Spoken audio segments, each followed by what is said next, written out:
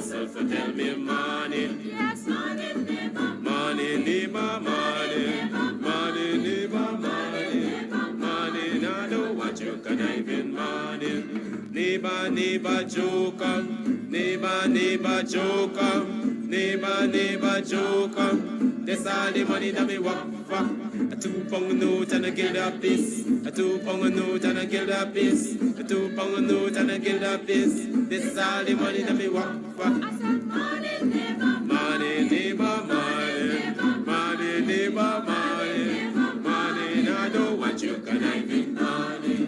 Oh, Joseph. Well, I invoke the WPA's position that we are engaging in civil disobedience and non-cooperation with the government. And on that grounds, I refuse to participate in the interview. The question in struggle, is not personal. Whatever sacrifice as a political activist or a political leader you have to make for your people, you have to make it.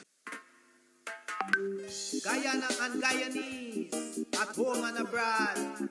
Tune in to Guyanese Morning Time, hosted by Kadaki Amsterdam, where the sun always shines. Guyanese Morning Time, the people call it Guyanese Morning Time. Rhythm, Guyanese Morning Time. Intelligence and knowledge run the front line. We go again, Guyanese Morning Time.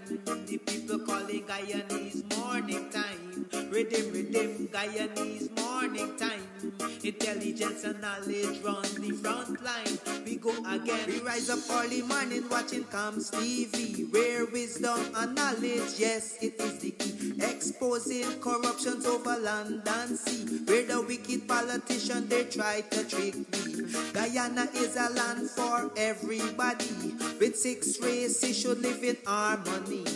Is one set of people getting oil money. Is one set of people doing the thievery. Beep, beep, Guyanese morning time. The people calling Guyanese morning time. Rhythm, rhythm, Guyanese morning time. Intelligence and knowledge run the front line. We go again, Guyanese morning time.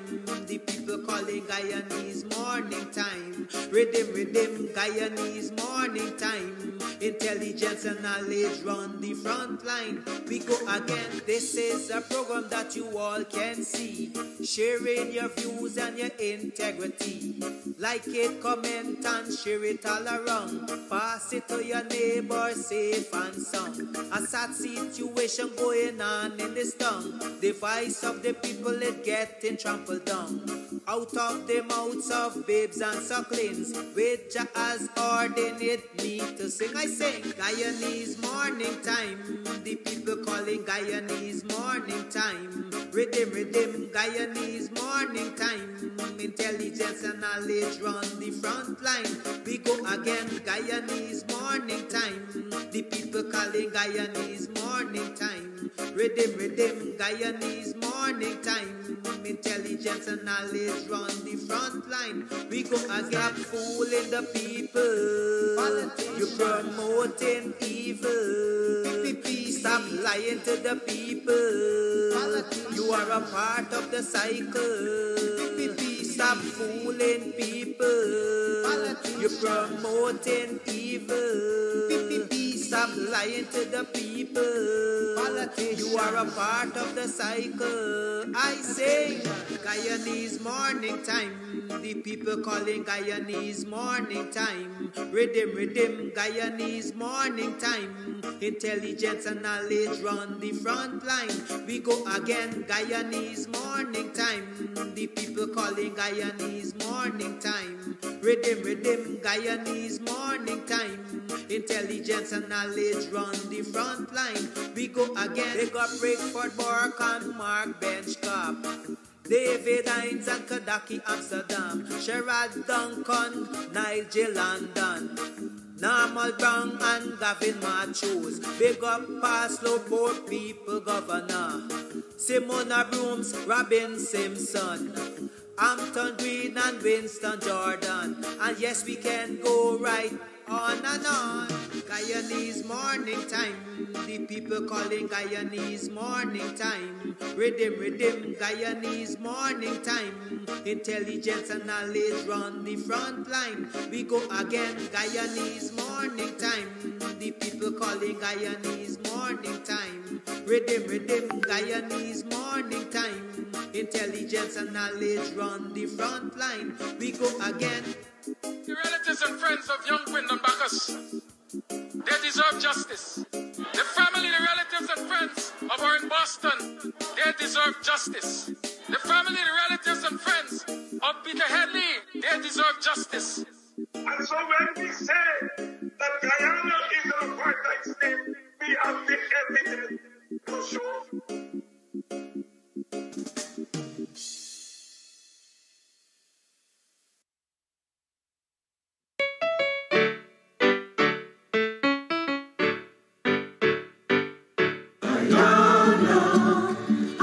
To serve my country, Guyana, beautiful, happy and free. Guyana, let's cooperate with our government to help develop Guyana the free. Together, my comrades, we will build our new Guyana, a country where all are equal opportunity.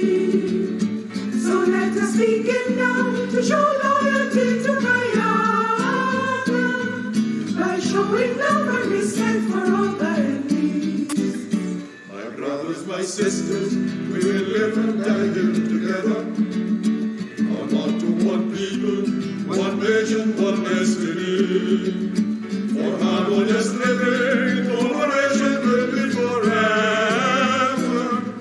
In work and play as we live as proud Guyanese. Guyana, I want to serve my country.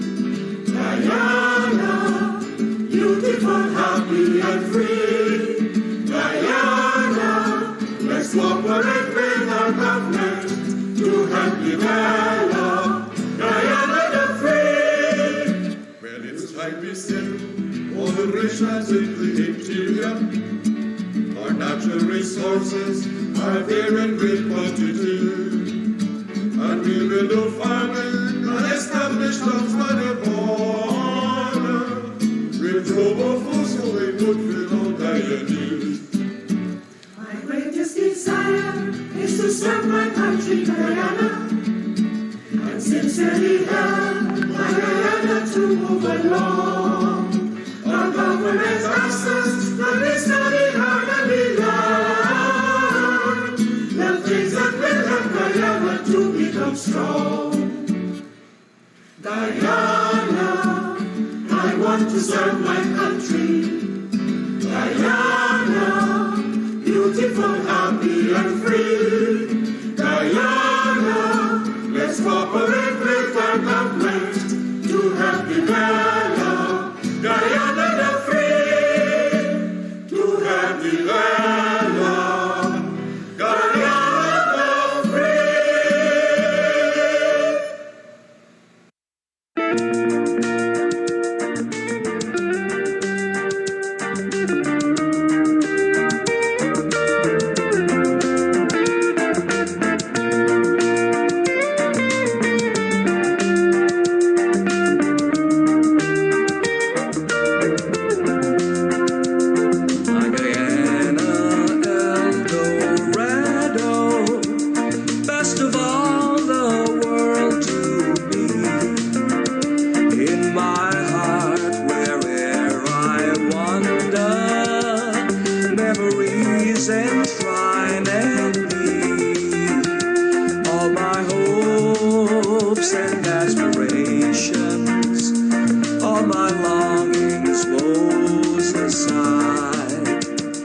Everlasting bonds surround us as the fleeting years roll by.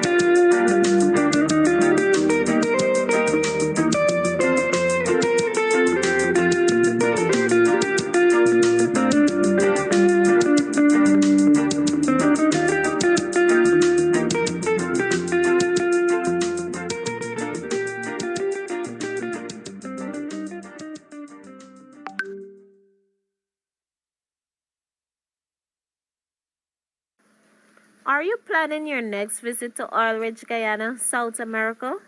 Well, let's accommodate you at Varon's Cheerful Country Manor.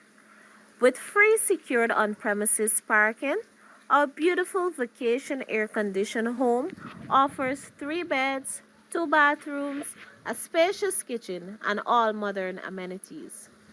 Located at Tushen, on the eastern bank of the mighty Essequibo and the western coast of Demerara, Varon's Cheerful Country Manor is just a stone throw from the ocean. Make that reservation now on Airbnb and VRBO. For contact, call us on 516-770-3053 or 592-685-3521. Make Varon's Cheerful Country Manor your home away from home. Looking for a unique gift idea for the holidays? Then come down to Makeda's at 146 Albert Street. We have gift ideas for everyone, from festive African fabric, accessories, African-inspired outfits, unique African-inspired toys, books, African house decor, and so much more. Make this holiday special with a gift from Makeda's, where you can celebrate the African way.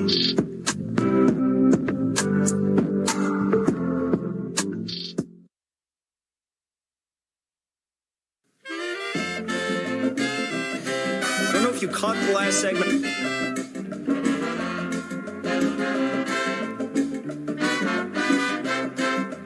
You put in a 12-cent meatball, you was gonna lice.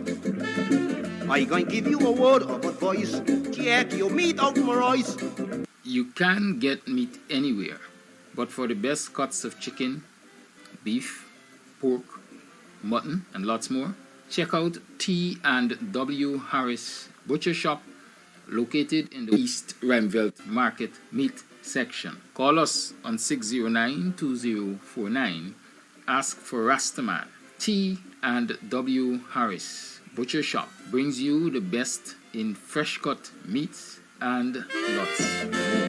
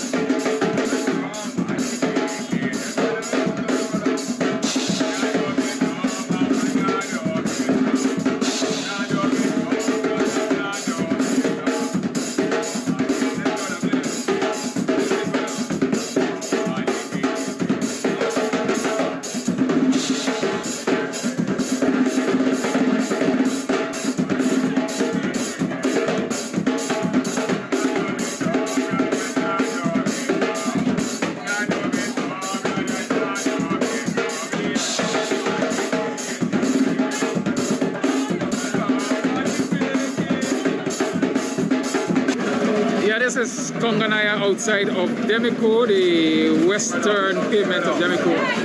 And they are, of course, performing some cultural tunes Saturday morning.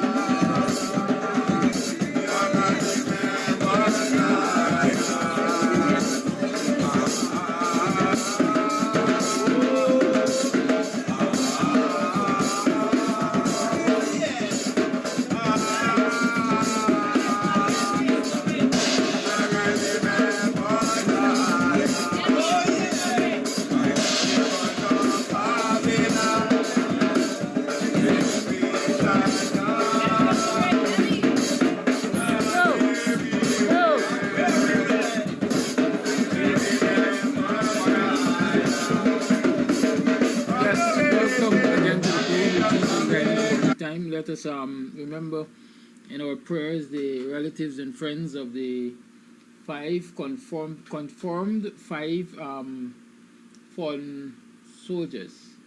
Some will say murdered, some will say died, some will say fallen. We don't know the exact circumstances of the deaths of these soldiers, except to say that the aircraft in which they were traveling, the Bell or 212 or 412, owned by the Guyana Defense Force. They were on a command mission according to the Chief of Staff, Umar Khan, and contact was lost with them as they proceeded on that mission. Speculation is rife. There's no doubt that speculation is rife, and the wise thing to do generally, or naturally the wise thing to do, would be to wait. Await the official releases from the powers that be. But as we have become accustomed to in this country,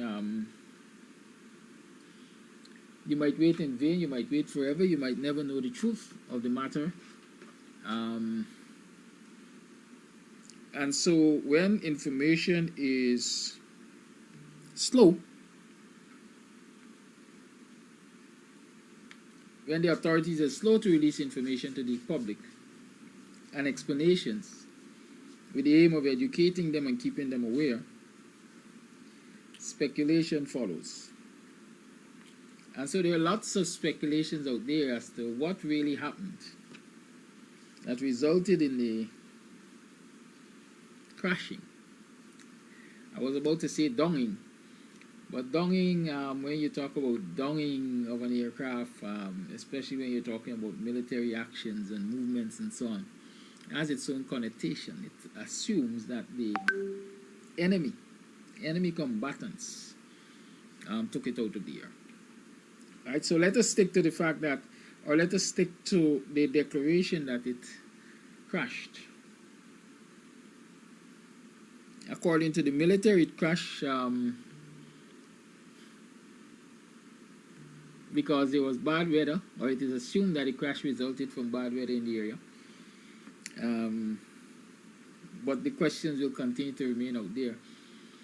A pilot of 40 years experiences, modern weather forecasting technology,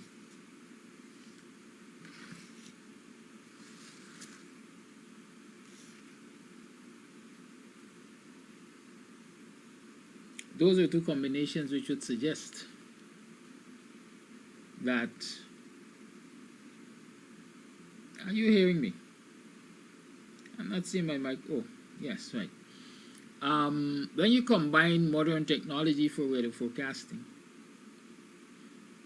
with 40 years of experience flying, most of it most likely in that Guyana interior region,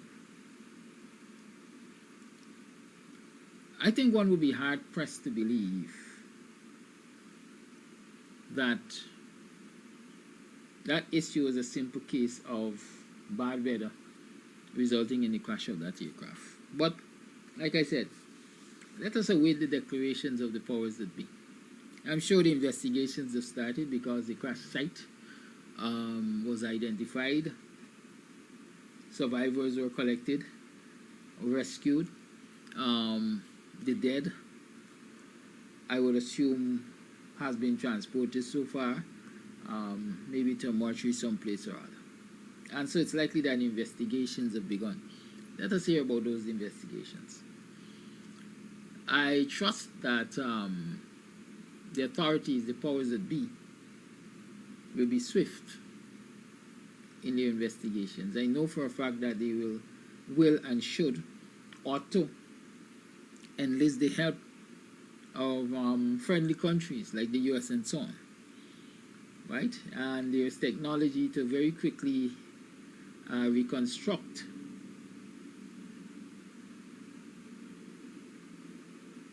the flight pattern, the weather pattern. They can check the weather pattern very easily, I dare say, and reconstruct the whole scenario and come to a conclusion as to what might have played out there. Good? What might have played out there? I saw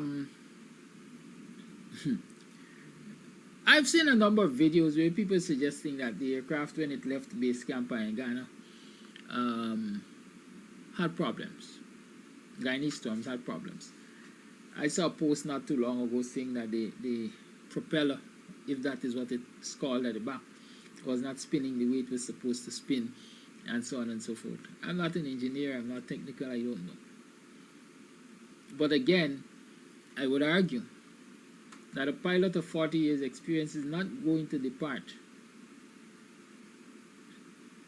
the safety of base camp in Ghana with a faulty aircraft. Right? I dare argue that. And so I don't believe the thing that is circulating that here, this aircraft from the inception had problems. I don't believe it.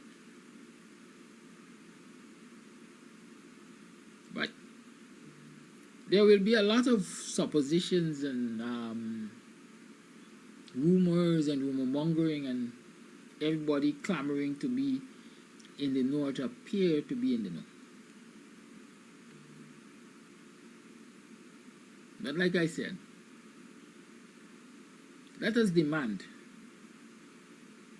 from the get-go that the authorities be open as possible with the release of information on maybe the hours leading up to this crash, what the findings of the investigations are, and perhaps recommendations to ensure that no such ill-fated flight takes place in the future. I'm still appalled at the fact that in a time of war, a time of aggression, a time of saber-rattling by your neighbor, so many senior military officers were on one flight. I'm still appalled at that fact. But, like we say, both Ghana falls, but we can learn from our experiences. And let this be a teaching experience, let this be a teaching opportunity and a learning opportunity. Not only for us as citizens, but for those in military command. I've noted statements made by Irfan Ali and statements made by Jagdeo. I've noted those statements. And I'm sitting here right now and I'm asking myself, if at no point in time good sense will prevail and this current group of misfits that we have as a government would get it right. I seriously am asking myself that. Up until now, Ali has not addressed this nation as the president or as the head of the government on this distressing, troublesome matter. Up until now, what I saw in the press was, I consider the reactions of Ali as just another citizen.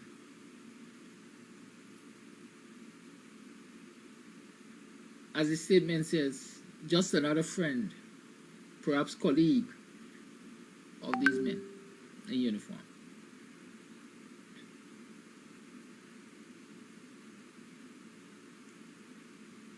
I saw from Jagvio similar statements as an individual. When will the government of Guyana, or Ali as the head of government of Guyana, I'm not talking legitimacy here, address this nation on this most troublesome occurrence? When?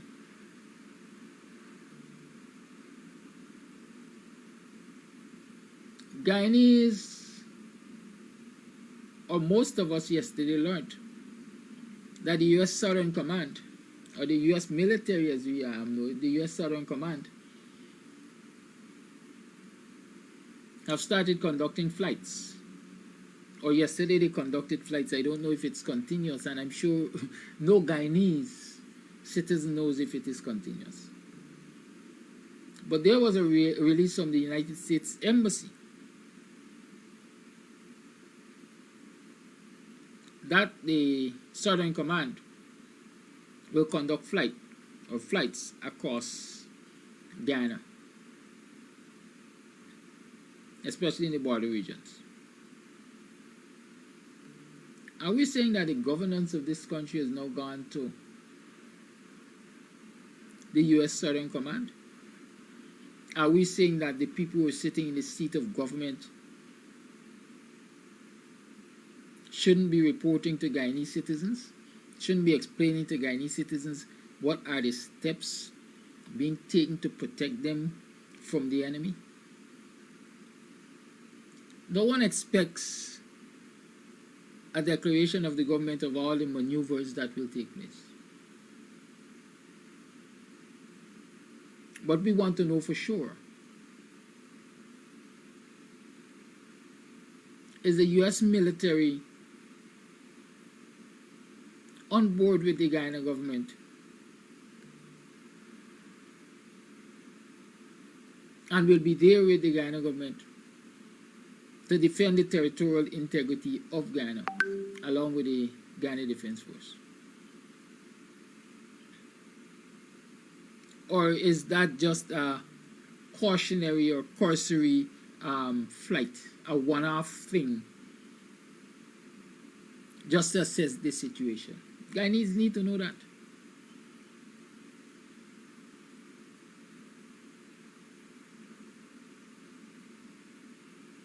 We are anxiously awaiting those addresses and the address of some of those issues. We are also anxiously awaiting the findings when the investigations are completed. Speculation is rife. I asked the question yesterday, was it bad weather? Or is it that the Venezuelans have taken the first shot to defending what they consider their territory, Essequibo was declared by Maduro?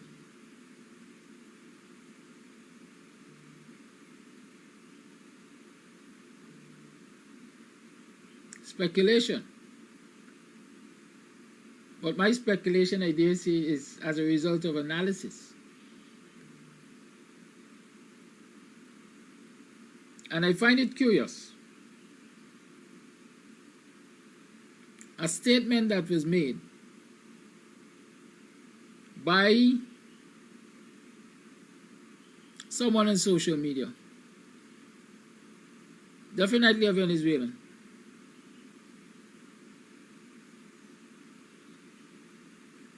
and that post is suggesting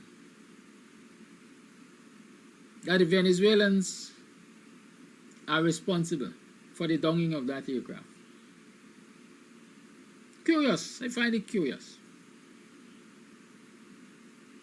Right?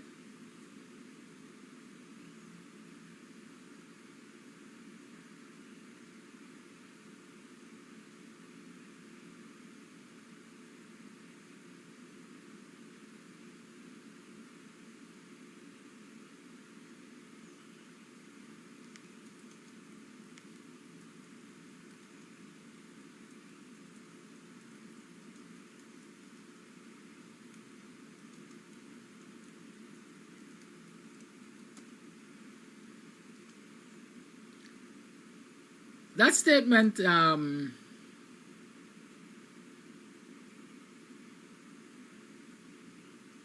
want to read it exactly as I saw it. There's someone on the internet as Brahmin T. Suleiman. And the comment was, Russian technology doing its job. Long distance electrical attack disabled the electrical equipment of airplanes and helicopters. Do not touch our Essecubo again or more will die. Long live Venezuela. That's the comment.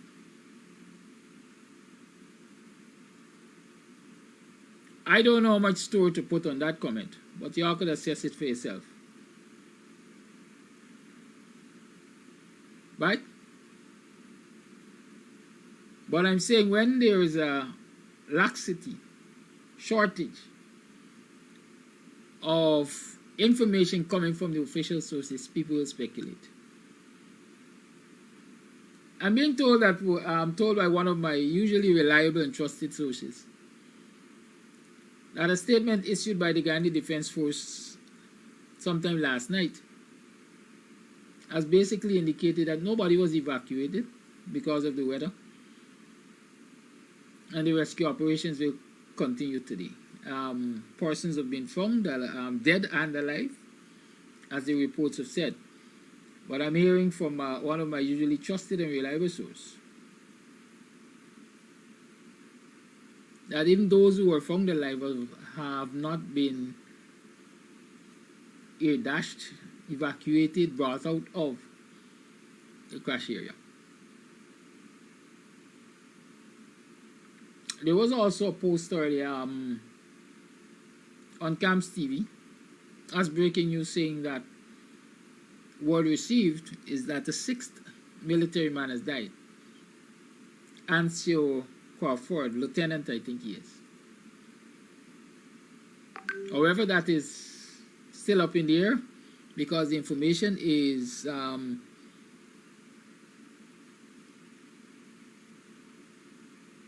contradictory to say the least. Some people are saying he has died. As a matter of fact, we posted based on a post from a relative, an aunt to be exact, based on what the woman said. She's the aunt of this person, right? And she posted that he has died. However, again, that is disputed because of a release issued by the Guyana Defense Force headquarters to say that nobody else has died. Now I will tell you how I analyze things. Got how I analyze things, but they say you must err in the interest of caution. The post that was made by the individual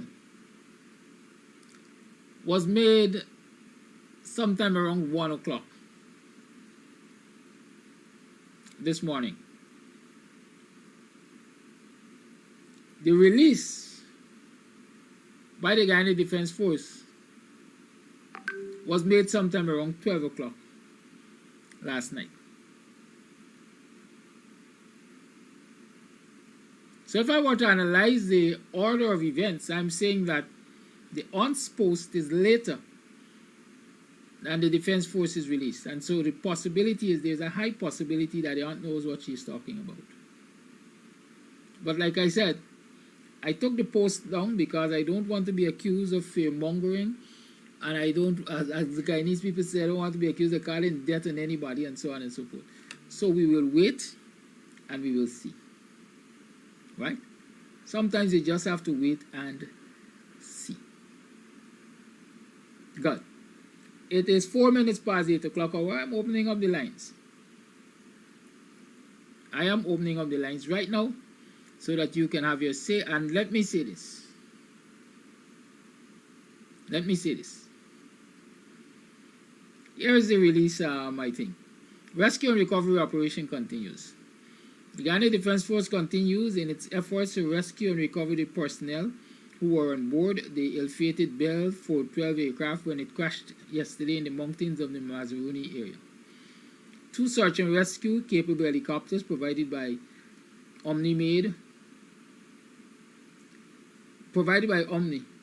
3 attempts to extract those at the crash site, with priority given to the 2 survivors, namely Lieutenant Andrew Crawford and Corporal Wayne Jackson.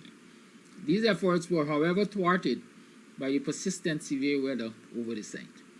The rescue team inserted earlier today included medical personnel, remains at the site providing the necessary support to Lieutenant Andrew Crawford and Corporal Wayne Jackson. The rescue and recovery operation will resume at the earliest opportunity tomorrow, which is today, because it's a late release. Good? Right.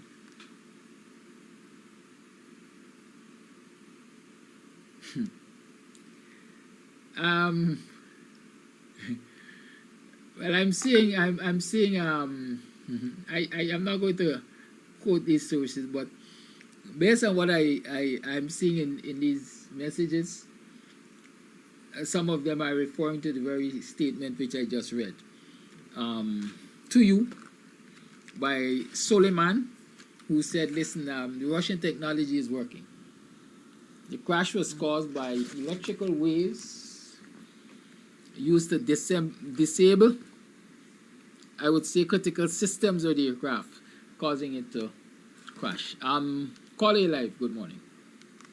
Yeah, good morning, Tadaki, and to the viewing public. Happy birthday to me. Today is my birthday. Well, the confusion was going on and the disaster in this country, people may not remember. But the boy Crawford is from my village, and the news is out that he passed last night. And the other boy there, that is my second cousin, the other soldier. And what I'm saying and what I said and is still saying, that the installed regime has no respect for people in Guyana, the citizens, because they should never have left and gone where they went. And in matters like these, information should have been forthcoming at every available opportunity. But as whatever is going on, nobody knows nothing. The installed regime, they are not releasing any type of facts to the citizenry of Guyana. And I would like to know those soldiers who have lost their life, and wherever I would say is murder, if they will be eligible to get one of the house lot that the president promised, the installed president, and what will be the benefits of those persons who have perished, relatives, at the long run. You don't want to give them a military funeral, the last stands, bugle call, and the flag. They should be held responsible to look into those people's well-being until the time is no more. Now, in other countries, looking at the Ukraine war, the head of the country went out there to be with the soldiers in the trenches. Instead of that, who is with us? Now, the people them who they take out, they say they were top people in the army. Who are the rest that are left? I wonder if they could help to man the situation. And when it comes to the southern people, the Americans, I know America would send a private soldier and put the private soldier over the head of the army. And that is what they have done. And I want America to feel happy with their choice of installed government, to see how the installed government have plunged Guyana into a war. First set of casualties is about 5. We don't know the fate of the other 2. That is what we are faced with. And I would like the soldiers to study what's the way forward. with this type of behavioral pattern, when the installed regime has shown no respect to these soldiers' relatives, and they should have known, because in the 2020 election, many of them, their ballots was not even counted. That means that the installed regime did not accept soldiers as people living in Guyana. So they didn't give a rabbit's teeth that the ballots weren't being marked with 6 digits and to count. But now you got them out there in a war that you have created. You have put on the people of Guyana. And Alice Barrow talked the other day about treason, and we ain't going to sue for how much $1 billion. That is treason, because he went behind our backs, like what they do with NIS, and created a scenario that he is not ever going to face, his ministers will not face, but a lot of hungry belly black man will have to face and lose their lives while facing it, to protect this country that we are not being given a part of. You go for land, you can't get. You go for this, you can't get. Let me see. We're going to be it now, after the happening now, and what has happened. Bye-bye. Thank you for your call and happy birthday. Thanks. I have a voice note. Grand Rising, everyone. I would like to extend condolence to all of the fallen soldiers who died in the line of duty. I had known Mr. Beaton for a few years back. Someone had given me the link because he normally would provide a bucket service.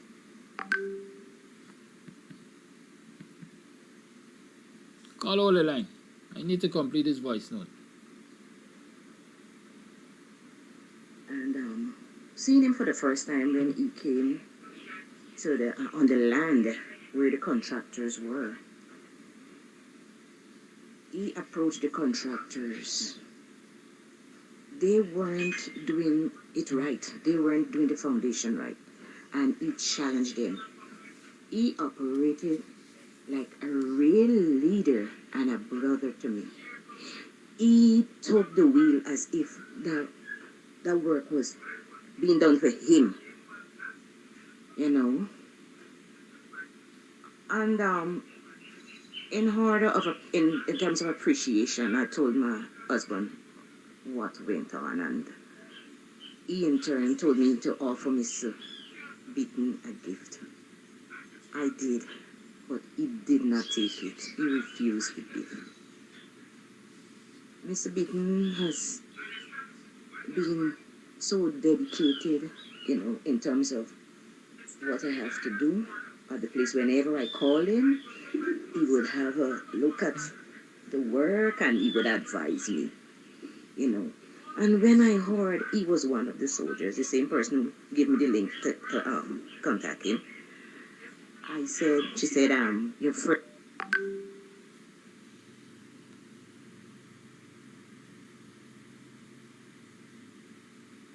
friend has gone. He's one of the soldiers. I said, no. She said, yes. I said, no. She said, you don't like to believe things until it's come face to face with you. I said, yes, I know he's alive. And, you know, it shocked me. It really came as a shock to me. You know? He was a good soldier. Never knew he was a brigadier. He was so cool and simple, you know? But I pray that if God will give the family strength, that they may press on in his absence. Thank you. Call your life. Yes, good morning to you and all my black brothers and sisters in Guyana. It is a sad moment, of course, yes, but we will get through it and change will come. I believe in those words, change will come. Happy birthday to you, my sister on the lane. May God bless you and keep you for a very long time for carry the work on. I want to mention first that I saw a tape this morning early when I normally check my news. And you see a black brother ponging my ex-minister, I forgot her name, but $18 million. Our black people, why don't we get over that? We cannot eat road. We cannot survive on road. I will say this to that black brother. Your lack of education and knowledge. Look into this program every morning and you will receive it. It is not too late for none of us to learn and to receive knowledge. Technology is there now. When you talk about $80 million, let me remind you, we all know what the $80 million did. Thank God for that. Did we know what Jack Josu $10 million, where we went to, what he do with it? We did not know about $10 million. Is when one of the AFC member snitched on the party coalition and tell, I'm not using the word allege, it is the fact, because Jack Joe was not in the office when the white boy them give coalition David Green that $18 million. So how he know about that is the same AFC, one of them snitch to Jack Joe and tell him about $18 million. And we all know Cody mouth split, it in bus, black people mouth bus. That's why we don't know things quick and take care of it. But Cody mouth split, that's when they get needle for them mouth. And that's when Jack Joe tell the whole world about $80 million. But he forget, when the white man give you that $10 million and the white man tell you what he must do with it, he said, no, don't tell us what we must do with our money. It is our own now. But he want to let go just for tell the world. But that $18 million, we have to stop that nonsense. I'm going to encourage MPs, don't get involved with nonsense. Walk away. They say one fool make many fools, and she should not bother with him. He talking about road. It's people with good health and strong people and a lot of people could walk on road. Dead people can't walk on road. It's education come first. Good health care. And this is a thing MP supposed to challenge them. Them knucklehead, I call some of them knucklehead. It is shameful and ridiculous. Are we still talking about $80 million? Forget about the $80 million. Let me focus now to get the government out, that peace could come about. Let me focus and call for the Caribbean, for CARICOM leaders, stop doing business with the enemy of Guyana, because they are our enemies. They are not our loved one to say. They are our enemies because they want to fight what God bless us with. CARICOM, all of them should stop do business with Venezuela. That is more important. That is what we should call on. And when they're coming to our country, we must pick them, let them know, hey, it's time for you to stop do business. But who say? Everybody looking after their bread and butter. Now, if Venezuela given free aisle and aisle on credit, they will not stop that. That's why black people, we got to come together and fight the government out, and then peace gonna come. Don't forget my mother meal today and at meal. Thank you very much and have a good weekend. Thank you, caller. Elijah, you open, have some voice notes. Morning, good morning, Mr. Amsterdam. The one soldiers go to the border, let us feed them. Because right now, my son-in-law, they're locked in, or they get them in line or wherever that's put them in, and they can't move. But I'm not getting enough to eat, because he's sending back this side here, so. He's sending for things. So let us feed them. They gotta feed them. My son-in-law ain't getting to eat. They ain't getting enough.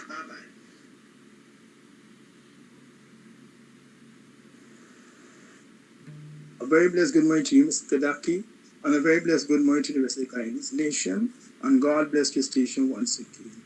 Guyanese, please, I want to just remind us all of us again, as we extend our deepest sympathy to the soldiers' life who have been lost. We extend our deepest sympathy to the family.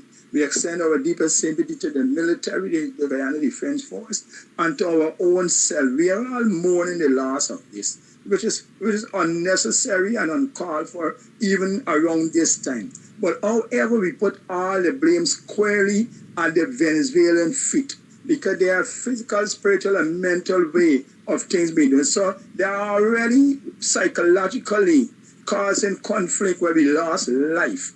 If it was not for what Mr. Maduro do, there's no way there would be all those people on the plane, and there would be no way that the helicopter would have crashed or anything as such. So because of that, we put us square to Mr. Maduro's feet and to the Venezuelan feet. However, we want to know exactly, is it really a crash or was it a sacrifice? If you know that the helicopter is not functionable too well or was not functioning too well, then why would put so many senior people on that helicopter? However, that is over.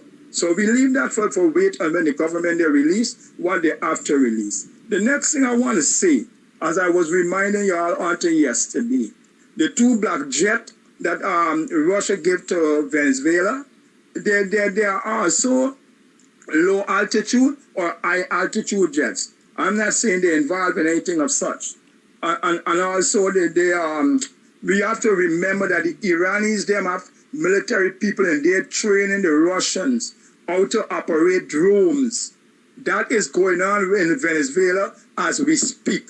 They are training the Venezuelans about drones. And so what I'm saying, and as I said before, kingdom do not war against themselves. And so there's a lot of questions leave unanswered. So Mr. Government, Mr. President, we are waiting on you. Guyanese, today is also the meeting of the UN Council. So we're going to listen to hear what they have to say. Today is also the meeting for the CARICOM heads. So we want to hear what they have to say. And we want them to take this on board, because this is not just a threat by Maduro. We already lost life because of this situation. And I'm calling upon the army, I'm calling upon the president and the vice president, the PP government. We have to put something up in honor of these 5 people. We got to do it at the airport or in Guyana or something. They are our trophy. They are the remembrance of what took place, and this is history for our children and everything. So God bless this nation. We are going to get there by the grace of God, as long as we continue the righteousness of God. And once again, I'm speaking directly, mostly to the righteous-minded and hearted people. Stand up for what is right. Stand up for righteousness over wickedness. Mr. Kadaki, once again, God bless your program, and God bless your station. Guyanese, we're going to get over this storm sooner or later. God bless us by the grace of God. Thank you for that voice note.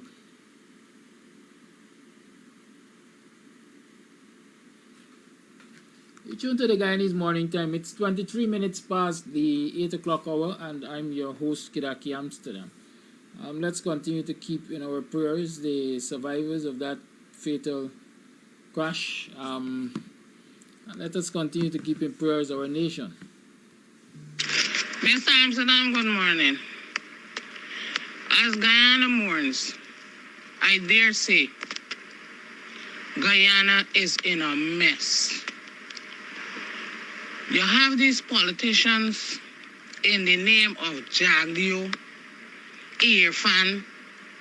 Well, for now, you're really hearing Anil, but Jagdio and Irfan, the 2 of them, injecting every single politics in every single thing. Now look where Guyana is.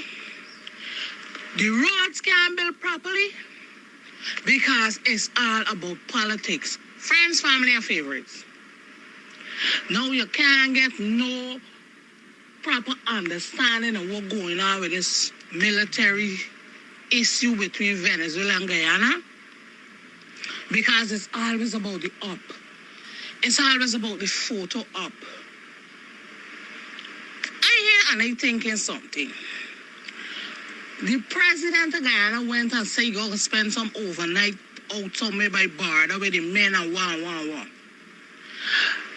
How come he's the the chief, the president of Guyana, and you know here all these brigadier, all these lieutenant, all of these colonel. Oh, you hear all these big boys down there surrounding him? What it is that was so important about this particular trip that had to have all of them on that trip? I was there sitting down looking at a video, and you could. I know nothing but flying in a helicopter. I know nothing. I never even went in a helicopter, Mr. Amsterdam. But the clear look that you see, like it looking like it's too heavy, like it kind of the takeoff didn't look normal. I see helicopters take off, but that didn't look normal. And then you got Jack, you're prancing around, play he talking about. And we not gonna get to know as citizens. We ain't getting to know every phone call that they make. Whatever we supposed to know, we gonna know. My question is, they got this big meeting with CARICOM. Is the opposition a part of this meeting? At a time like this, you could see where patriotism is and nationalism is with this. Look, Mr. Amsterdam, I want to leg, of course.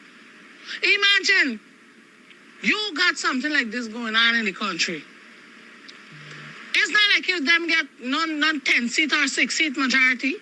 1 seat majority, and we 1 seat majority to take. And they I mean, we can say everything about the opposition, but this time the opposition, they're begging to get an entry though. Begging. But the problem is that the logistics, the strategy that the opposition using, the shame that they're going to look bad. So, they want to include the opposition. I listened the other night to Mr. Gary Best on Rick Fordberg program, and I asked myself, wait, why the services of this man are utilized? Oh, I don't remember, because he will up now. These people don't care, Mr. Amsterdam. Let me tell you something. You see, Rhonda was talking about she got her, one of the guys, her family, or somebody from our village. Mr. Amsterdam, 10 of me family them right now by the border. 10. Since yesterday, me eat a proper meal. 10 of them there down there. And these people there on Facebook, and there, as soon as they open them out, they play the Call We Hungry Belly.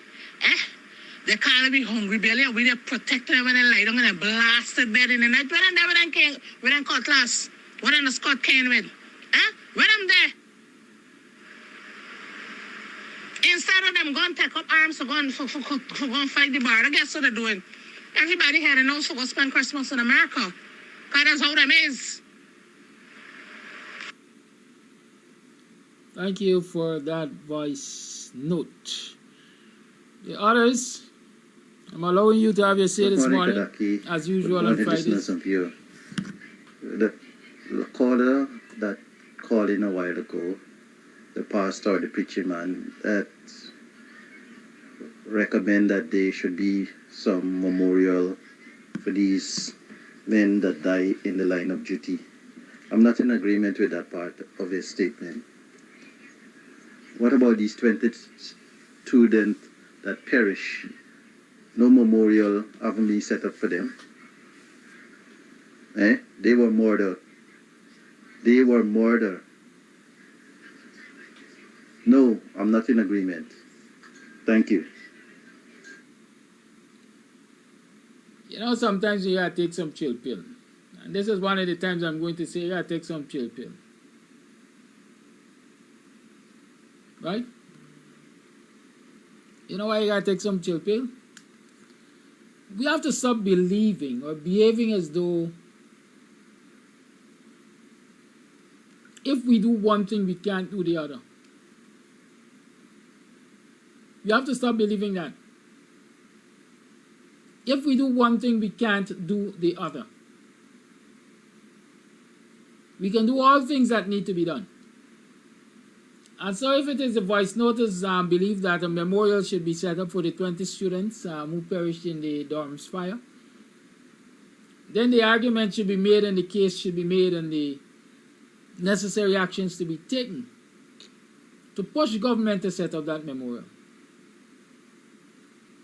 But one must not think that because a memorial was not set up for these 20 students, that a memorial can't and shouldn't be set up for these fallen soldiers. I'm not about to compare who is more important and who is more treasured and who is more valuable and all of that. They're all citizens of this country. And they all lost their lives under different circumstances. In case this person doesn't know that they have to mute their mic, please do so now. Or I might have to disconnect you. Right?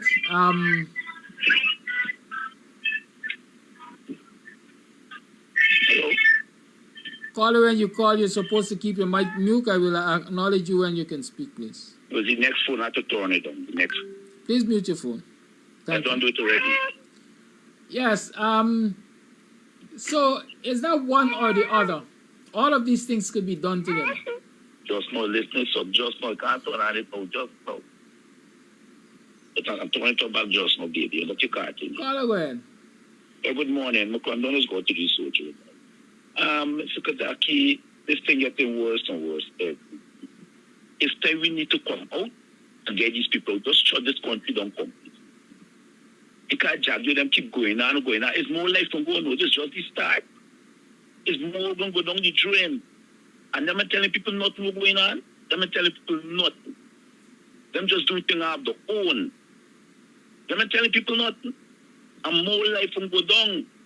And we just keep saying one thing over and over, over and over. Not need to come out and this union come shut down our schools, shut down our workplace, shut the country down complete.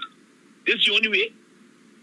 All the soldiers have to down arms because more of them are going down the train and have nothing to get.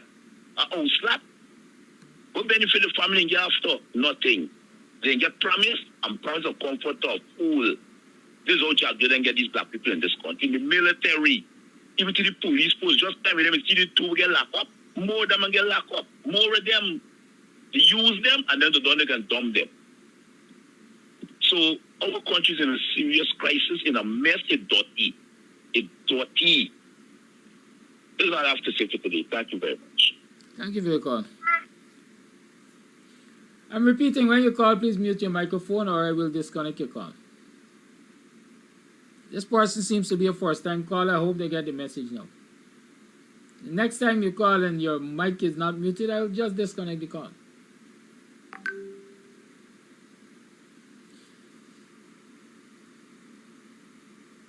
We can have memorial for all of the people who have fallen under questionable and other circumstances in this society. We don't have to exclude anybody. With regard to what benefits will come to the family of these fallen soldiers, we're still to see. But let me say this.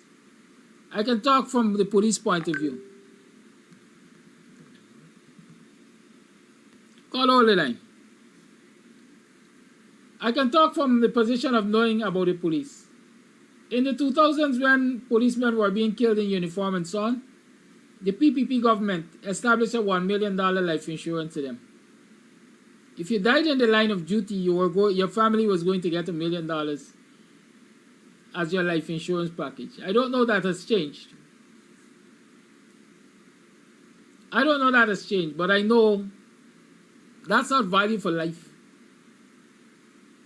In terms of the Guyana Defense Force, I don't know what systems they have in place to take care of relatives and families of the fallen soldiers, but I rather suspect it is minimal. It is minimalist. Whether or not the soldiers will down arms, they've been sworn to protect the territorial integrity of Guyana. And you can't expect a foreign power to fight for you if you're not going to fight for yourself. But at some point in time, the society has to bring the government to the point of recognizing that people's lives are valued more than they're paying. Especially for these people who are expected to put their lives on the lines for the safety and comfort of us citizens as a whole. Caller, thank you for holding your life. Good morning, Mr. Kadaki, and good morning to your viewers. What a terrible situation that Guyana is in presently. And I can tell you, we have to be honest with ourselves the situation with Guyana and its neighbor will never get better. It can't get better because the government, both sides, on both sides, what they did, regardless of what, you own Essequibo, Guyana own Essequibo, Essequibo is part of Guyana. What the government, both governments did was a travesty. They made a wrong move.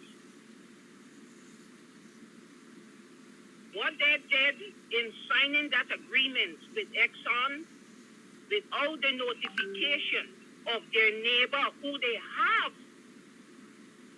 an issue with the border. People are going to vex with me this morning, but I don't care. It's common sense.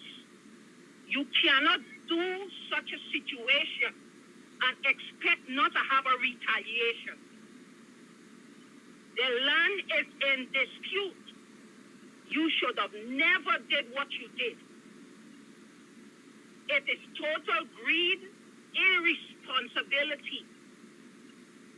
It's not your next neighbor. It's the enemy of your neighbor. That's what you did. If Exxon is to pull out and leave Guyana in its mess, we still gonna lose Essequibo because we cannot support it. We don't have an army. We have nothing of such. There's not an army that we have. It is our land, yes. From since when? 19 what? The land is in dispute. You had so-called agreements with Essequibo in terms of development. That is the case. We must stop believing stupid stuff. The government did that. They did that. They had an agreement with Venezuela in terms of development for Essequibo, but yet went behind the backs of their neighbors. This is not somebody who lives far from you. It's your neighbor. How can you do such a thing and expect not to have a retaliation?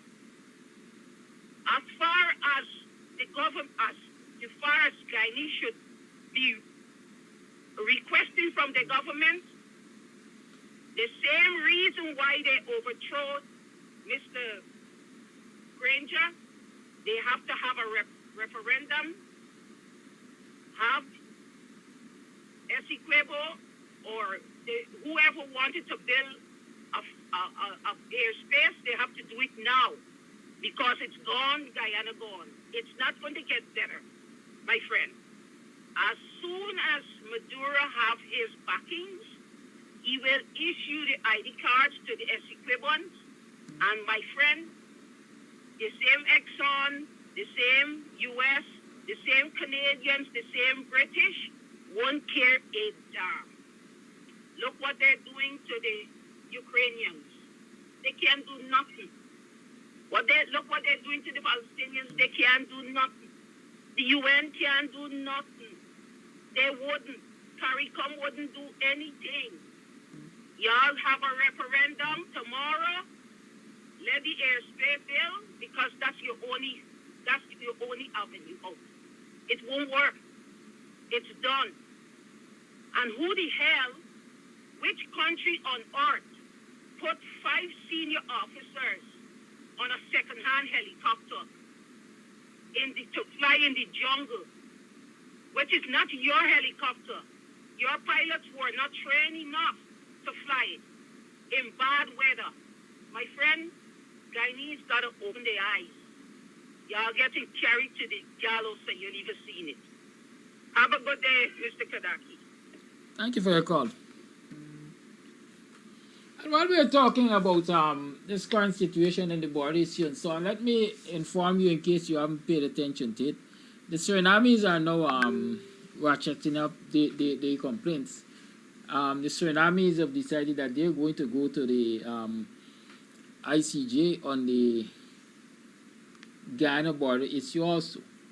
Right? And Marian Lorimer is asking, when is the First Lady going to return to Guyana from China? right? We have to ask a lot of those questions.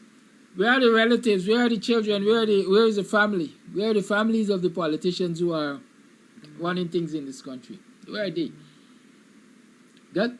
At the same time, let me remind you, I can't remember when it happened. I am sure it's easy to find in Google. But you remember when Saddam Hussein invaded Kuwait, I think it was?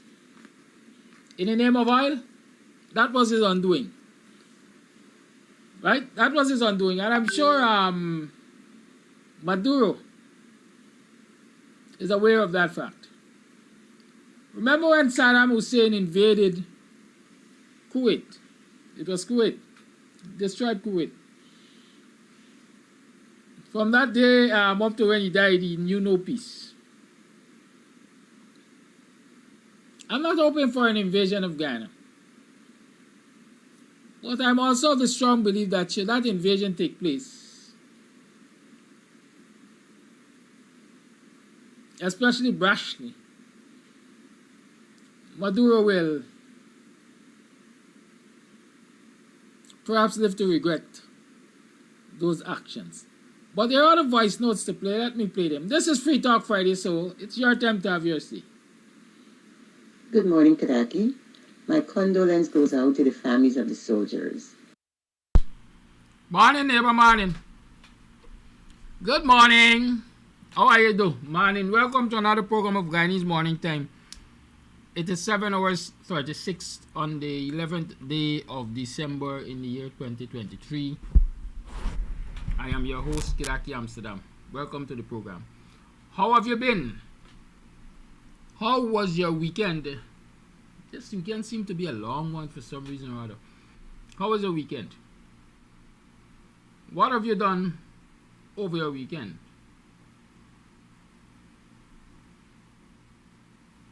You made some money? You know, I'm always interested in if you made money or not, because money is key to your survival. Money is key to your well-being. And so when I ask about you making money, I'm asking about your well-being in case you don't realize it. Sparrow say you can't make love on hungry belly. You can't do a lot of things on hungry belly. And so when I ask about you making money, I am talking about you making money so that you can be adequately nourished because of the meal choices you can make. I'm asking about you making money so that you can be secured in your homes because you will be able to implement the necessary security measures to stay safe in your homes. You'll get shelter from the weather, etc, etc, etc. So me asking you about money is not just about capitalism or profiteering. As they say, money makes the world go round. A lot of people believe that the love of money is the root of all evil. They say that. And that is why I usually tell you, love what money can do. Don't love money. Money can make a whole lot of difference in your life. For example, the difference between a man with money and a man without money earning anything in this life, or I should say the difference between people who own and people who don't own, has to do with money, whether or not they have access to money. Money is a resource that everybody needs. Picture this, in this country, I've seen it happen. I've had people come to me, like, as they say, hot needle burning thread. Mr. Amsterdam, I come for you, assist me, please. I need $100,000 to borrow. Because I just get a call from the Ministry of Housing. And they said the land where they applied for since Noah was a boy and now Noah has turned a great-great-great-grandfather is now available, but I gotta go tomorrow morning and collect, pay for it. Please lend me $100,000.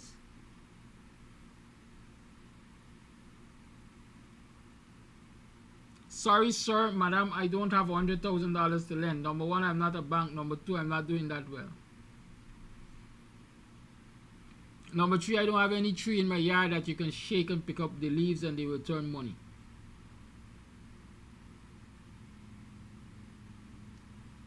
And that person might walk the whole of Buxton if, as some of us say, the whole of Guyana and can't find $100,000 to borrow. Because everybody knows that they are of humble means and may not even be able to repay $100,000 if they borrow it. And so they can't get a house lot. That low income house lot, they can't get it. Because it's a time sensitive offer. If they don't take it up when they were supposed to take it up, it has been allocated to somebody else. Somebody else who has money and could jump at the offer. Somebody else who has money and can pay the bribe. To change the allocation from the person who doesn't have money, who was not the person who has not turned up for a month or two because obviously they ain't finding money, to somebody who has money. They could partially raise and say, put my name on the list there. So love money, what it can do. Good? Love what money can do. And if you love and recognize what money can do, then you're going to make efforts to earn. You're going to try harder to earn money. And my advice is there's nothing wrong with trying hard to earn money, but just ensure you earn it within the realms of the law, within the confines of the law. Don't go doing illicit and legal things to earn money, because then it's just as if you earn it, you might get paid back in legal fees and so on and so forth. It might cost you your freedom and so on and so forth. Good, keep that in mind. It's Christmas. The 11th of December is Christmas. Because that's where everybody's focus is right now. And so I know a lot of you are out there selecting your curtains, planning what size ham you're going to buy, imported, and so on and so forth. You're planning how to spend your little money. Especially that year you're going to get 6.5% increase. Enough money, eh? My caution to you is don't spend all. In fact, don't spend none. Live as you live through the year. So just as how the majority of the citizens are finding it difficult to get by, the majority of the business people must find it difficult to get by too. Let me show you the nexus. Most business people have already expended a lot of their money to acquire stocks to sell to you during this season. And so a lot of them bank account looking thin because they overextended themselves. Some of them might have even taken a loan to ensure that they bought stocks, container loads of stock, so that they can have stock available to capitalize on this season. Okay? And so they're looking for you to bail them out.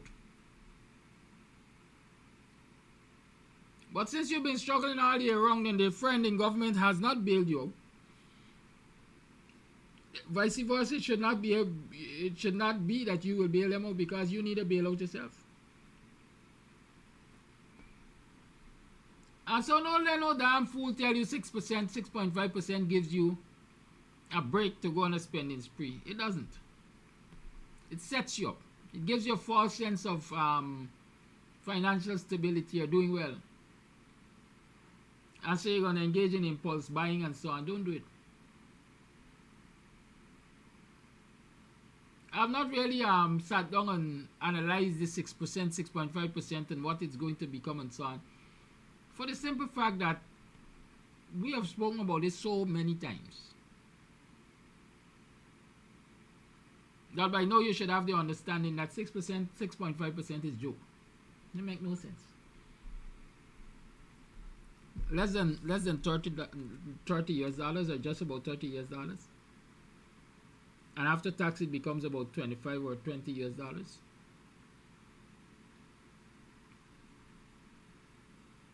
That's the respect they have for you. But the catch is that it's retroactive. And so we're going to add it up from January to December. Let's take a rounded figure, $7,000 a month. Added on your salary from January to December. And get you $4,000. That's your retro pay. Whole year, $87,000. $84,000 for 12 months. That's what? 400, let's say 450 US. Right? It's really 435 US. Yeah, thereabout. All year, that's a bonus. If you want to call it a bonus. All year. That is what your salary increase means for a year. 435 US dollars. That is what you will be earning going forward. 435 US dollars in 12 months from now. Think about it. That is not even a third, not even a quarter, not even a sixth, quite frankly, of what many of the politicians in government spend on a daily basis as the entertainment allowance, or get as a motor vehicle allowance monthly.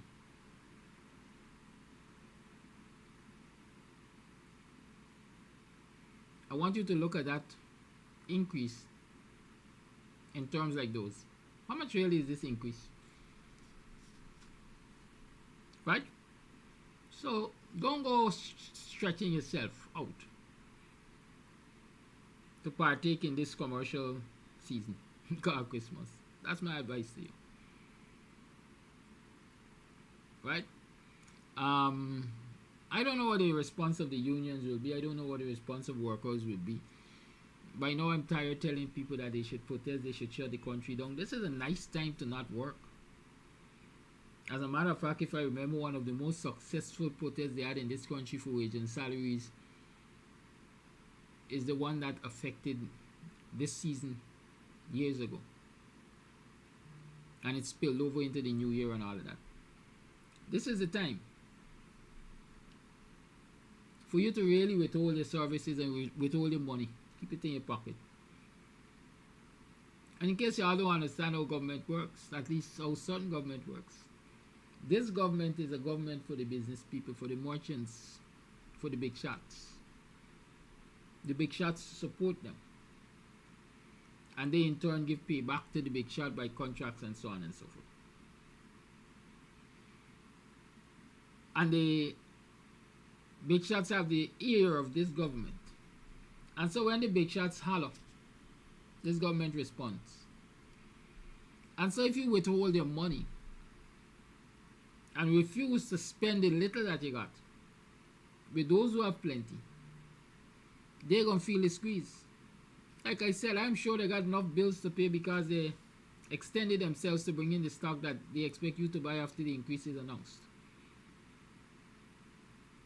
When you don't buy those stock and they see them on the shelf, then they will start to whisper in the ears of their government.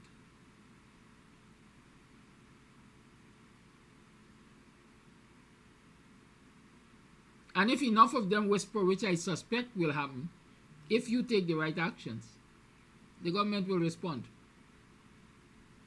As a business person, as an individual self, you should recognize Christmas items are seasonal. And when a businessman looks and he recognizes all these artificial flowers that I bought, 50 million worth of them, are still looking at me in the face on the 26th of December, meaning after Christmas, it means it's likely that I can get $50,000 or the majority of 50 million. I'd have the majority of $50 million in stock looking at me all through next year, because these items are seasonal. I might be able to sell a little bit of it out of the season, But the majority of my $50 million will be tied up until the next December comes along. And when the next December comes along, the possibility is that these items will no longer be fashionable. And so that big businessman is running a risk. His pressure is always high. Every time he see the stock, his blood pressure spike. And that's a non-perishable. Imagine the apples and grapes and kiwi and whatever else they bring to deck your tables. The rich people think that they bring to deck your tables. When they look at them approaching Christmas and after Christmas and they're still there, maybe in cold storage, then again the blood pressure going up. Because even if it is in cold storage, you got to pay for cold storage. It's a cost there. And with the frequent blackout and so on possibilities, a high level of spoilage will take place. So you can actually protest with your money. Keep it in your pocket. And eating bun sugar head on fish all year round? Let me eat bun sugar head on fish. It's one of my favorite anyhow. And eating cook-up all year round? I love a cook-up. I could eat cook-up every single day. Just change the peas if you want.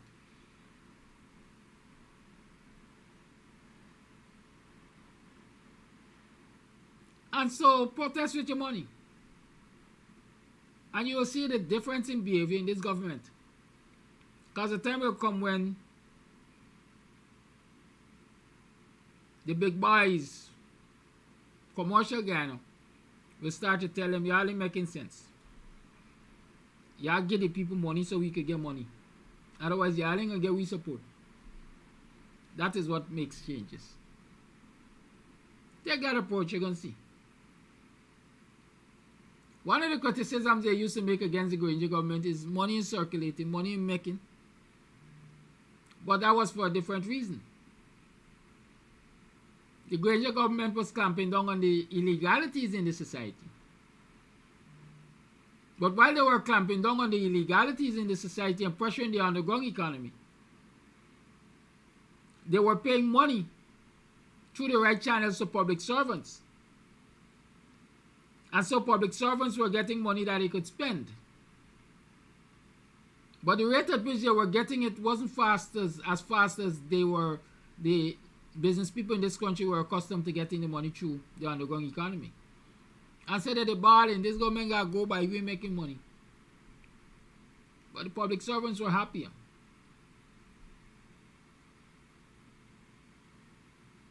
And legit business people were also appreciative because they were seeing more traffic in their stores, more money was circulating through the legal channels.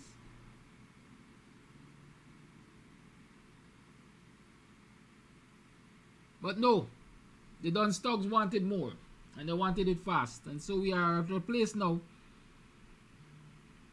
where the Dunstogs have gotten what the Dunstogs want. But the public servants, the majority of the society, they're not getting much to go around. So hold on to what you got. Joe Tex said that. Hold on to what you got. I think it is Joe Tex. You better hold on. Because if you think no other man wants her, just kick her out of the door and you will see somebody will grab your woman before you can count 1, 2, 3. Well, that's the way you get. Because them business people and the PPP and friends and cronies waiting to grab it up. As soon as they stretch you out of there. Just as Venezuela waiting to grab up Guyana. Right? It's now 6 minutes to the 8 o'clock hour. Let me tell you, I'm not spending 1 minute beyond 9 o'clock this morning. As a matter of fact, if it moves in me, I shall cut the program earlier. But it's 6 minutes to the 8 o'clock hour. Let me just talk quickly about this meeting issue. So I say meeting has been brokered for Ali to sit down with Mad Euro in Ralph Ramkorang country with name St. Vincent. On Thursday, the meeting is scheduled for Thursday as far as I remember. Hey, Varen, everybody got a classic in their own voice. Rest yourself. Good. Yeah, so there's this meeting planned, scheduled, organized. According to the news, I'm going by the news here. It's a meeting that was brokered by Lula of Brazil and sanctioned by CARICOM and the UN and so on and so forth. In other words, they were interlocutors. Lula, perhaps in this instance, was the most important interlocutor. They had middlemen to organize this meeting. Right? The middlemen talk like, you know, I talk to you, I hear your version, your ideas, what you're thinking, your willingness to meet. And then I go and I talk to the other guy and I hear what he's thinking and his willingness to meet. And where there are hard lines, I try to work and soften those hard lines. And then I come back and say, yeah, you know, John has agreed that you will meet and these are the terms and conditions. And they match your terms and conditions. And so I know you have to give up a little here, but for the greater good, I should meet and talk this thing up. And that's what I'm picturing happened. Because Lula, as you know, Brazil doesn't want war in its neighborhood. Brazil is a progressive economy. Brazil has held its own over the years, decades. Right? And so Brazil thrives when there is peace.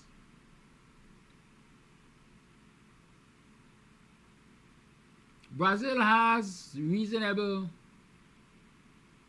I can't say balance of trade because I ain't know Guyana got any balance of trade in anybody. Everybody that's getting balance. Right? But Guyana has reasonable trading relations with Ghana. As a matter of fact, there are discussions as far as I know about the Guyana Letem or George Linden Letem Guyana Brazil Road, which would enhance the trading relations with Brazil and enhance Brazil's capacity to ship from its northernmost states or southernmost states, whichever one. Geography, I thought geography is not necessarily thing. Right? So it benefits Brazil if Guyana exists in peace. It benefits Brazil if there is no war, quite frankly, in this region. Right? Because they do well in peacetime. And so Lula, as expected, I'm told it's the northern most region. Yeah. Lula, as expected, say, y'all didn't run through me yard to go and fight Guyana. I won't permit it. So I bolster the presence of my military on that border. Y'all ain't gonna run through me yard to go and fight Guyana. Don't think about it. And y'all ain't gonna put me in no fight because I ain't want no fight in me area. Good? And so it's natural that Lula would want to have this meeting between Guyana and Venezuela, have these big people sit and try to work out, reason out their differences.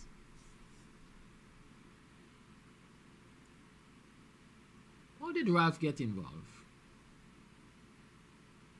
Ralph is a friend of the PPP, and Ralph is a friend of Maduro.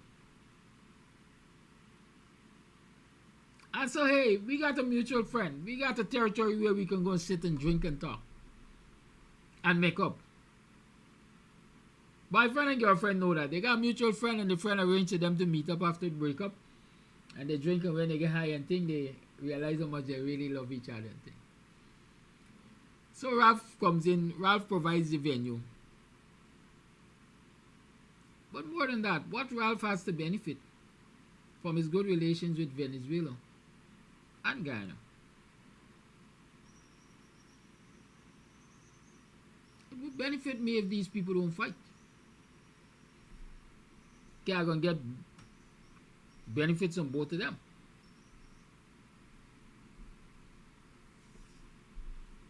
Right?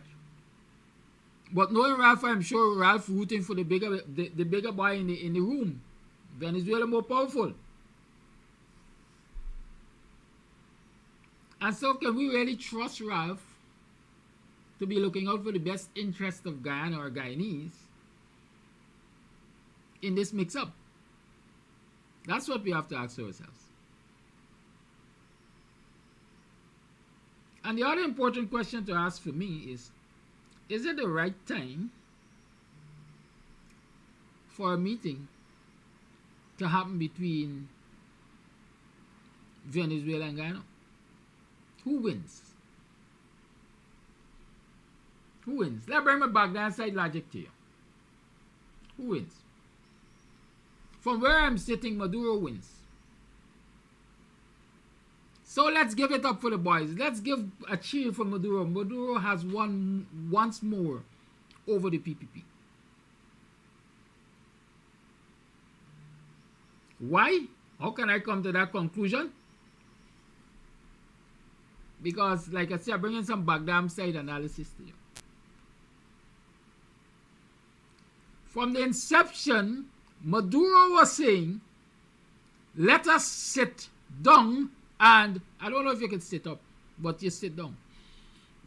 Let us sit down, man to man, and discuss this issue. Remember last week, I read the tweet from the Vice President of Venezuela, the woman Rodriguez, or Rodriguez, whatever, Rodriguez. And she said, finally, you panic and you run to the ICJ and so on and so forth, but take a chill pill. And when you don't take the chill pill, you're going to realize that, hey, you got to sit and talk with us. You have to sit and talk with us. And that is what they listen to Maduro previous public statements and so on. Said, oh, where the world court. Let us engage in bilateral discussions. By means two, you and me. Let us engage in bilateral discussions.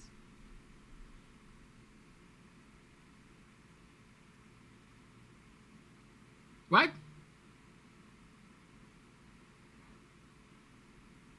Ali was saying, we ain't sitting on talk with you. We ain't talking with you. We don't want to talk with you. We can't even talk with you. We want to talk with you. You know them like fly flying about me and you in a company? That kind of attitude. But here, after all of the pomposetting and grandstanding, Ali and the PPP has agreed to go and sit in Ralph's country to talk with Maduro. So who's the winner? One plug from Maduro. Maduro has won again.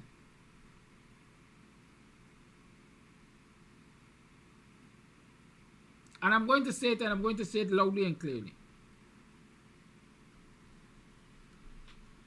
At the end of this all, Maduro will win more than they have ever won in this border controversy from Guyana. As a matter of fact, at this point, they've already won more or taken more than they were ever able to take in this border controversy from Guyana.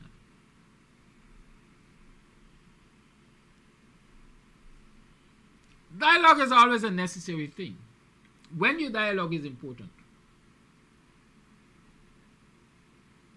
Why are we dialoguing at a time when the USA we gonna play Big Brother, we gonna do overflies in your territory to monitor it. In other words, we're backing you. We're gonna do Southern Command drills, joint drills in your territory. In other words, we're backing you. I read this morning where the Brits and the US are supposed to send carriers. At least 2 carriers are supposed to come and dock in close proximity to Guyana. We backing you.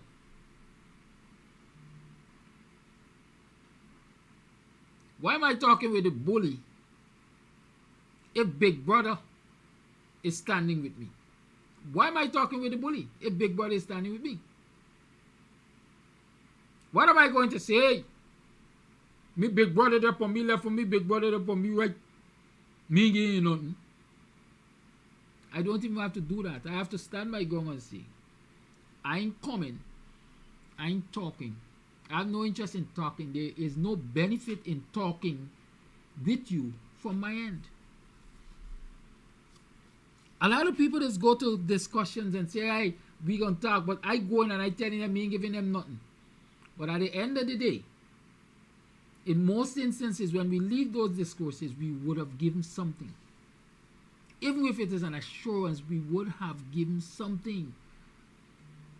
And as dunce as Ali is, I expect he's going to give the whole of Guyana before he leaves those discussions. And if you think it's foolishness to tell him, you're going to tell you something that's going to shock you to the core. And I challenge any of you, go and find out. Let me drop a hint. Any of you have relatives and friends in Region 1? Huh?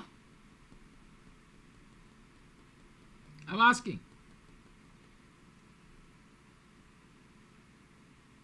Any of you have friends in Region 1? Find out for me what's the situation there currently.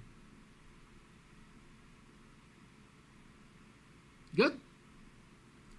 We running remote. And we're saying that this thing is in the ICJ and we ain't going to discuss it. Let the ICJ determine, make the final declaration on it. So then what we still talking about? Why do we need to sit down and talk when we have already said, let the arbiters decide on it? What we talking about?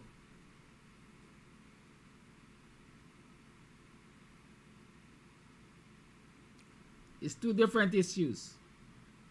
But I don't know if you all know it's 2 different issues. I don't know if you've paid attention to recognize that they're 2 different issues. The border that Guyana and Venezuela has a controversy about, which is in the ICJ right now, is the land borders. Am I right or wrong? Am I right or wrong? But the matter which the Venezuelans really kicking up a stink about is the maritime border. Water. Up to what part of this water is we own? And since we haven't decided yet, we haven't settled our water boundaries, and you giving out all the resources under this water,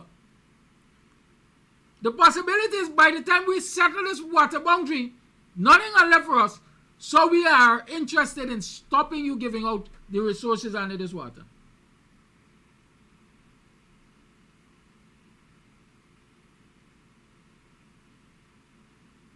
And so again, listen to what Maduro has been calling for and his vice president. Y'all stop this thing about giving out contracts to oil block and so on and so forth, deep water and shallow water, wherever. Stop it. Because you are infringing on our resources, maritime resources, when you do that. Let us sit and discuss and settle this maritime story. But I guess the Dunce Dogs either pretending they recognize that,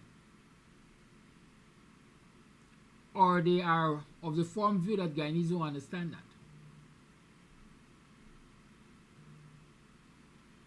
And so they can go and sit down around the table, and like I said, as Dunce's ally is, he is going to make some concessions like Jack Joel proposed to give Venezuela the channel, maritime channel. Possibility is Ali going to come back and say, give them the whole ocean. I'll keep that one in mind. Keep that in mind. But I am going back to the question, when do you negotiate? When do you sit and negotiate?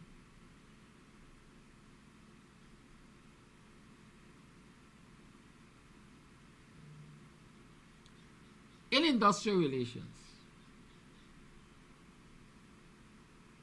I learned that you don't negotiate on the jurors.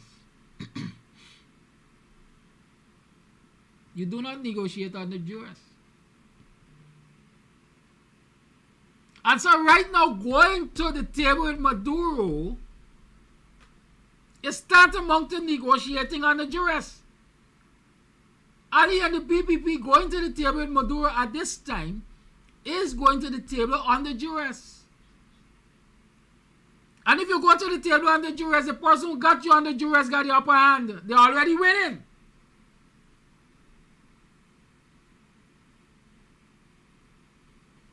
And so despite the fact that negotiations are always necessary, conversations are always necessary, you have to choose the time you're going to talk. And you have to make some demands if you're going to talk. And one of the demands is, I am not going to come to the table if you have me on the jurors. The Guyana government tells your unions this all the time. But I ain't got the testicular fortitude enough to say to Maduro, we ain't coming to no table if you got your hand around our necks. And indeed, Maduro's hand is under the neck, around the neck. You see when they agreed to talk? After military aircraft went down, killing 5 of the generals. And so the question is asked again, what were the circumstances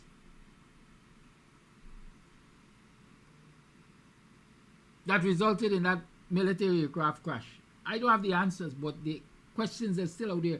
What were the circumstances? Is it really coincidental that while Maduro ratcheting up his war machine and is at full-blown aggression to Guyana, a military aircraft falls out of the air? Is it mere coincidence? Will Guyanese ever get to know?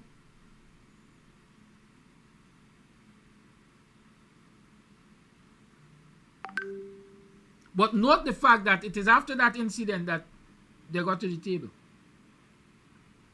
Do they know something that we don't know? Well, I can tell you what I know, that they know that we don't know, or they believe we don't know. Do you know, even as we speak, the Venezuelans are in control of Region 1?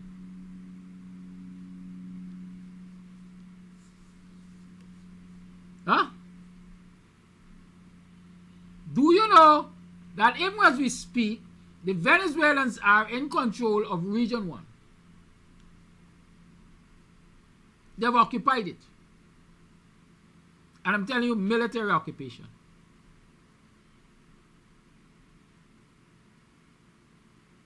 My sources tell me that when Ali went to Region 1, y'all remember Ali went to Region 1 2 weeks ago or so?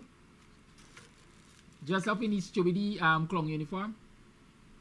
And he spent maybe 2 days there with his soldiers, the ranks. Even when Ali was visiting with those ranks, the Venezuelans were in Region 1 doing construction.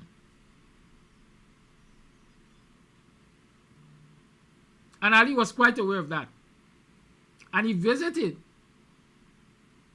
to give the impression to Guyanese that all is well in Region 1 because he can visit Region 1.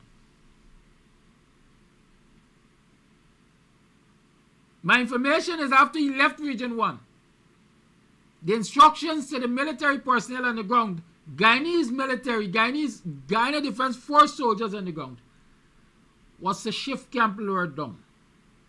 You hear? They were instructed to move their camps lower down. Move it from where you are there. Retreat. Come backwards. And so give the Venezuelans more space in Region 1. And so let the government come and tell us that is not the situation. Let Ali come and tell us that the Venezuelans are not dominating Region 1 and have not been doing construction, military construction in Region 1. Let them come and tell us that. Let Ali come and tell us that he is unaware. Understand the military, they're present in Region 1. They're not hassling or harassing the residents, the Guyanese residents, if you want to call them that, the Guyanese citizens, if you want to call them that, in Region 1. They're mixing and meddling with them. They're being cordial, but they're getting about the military business.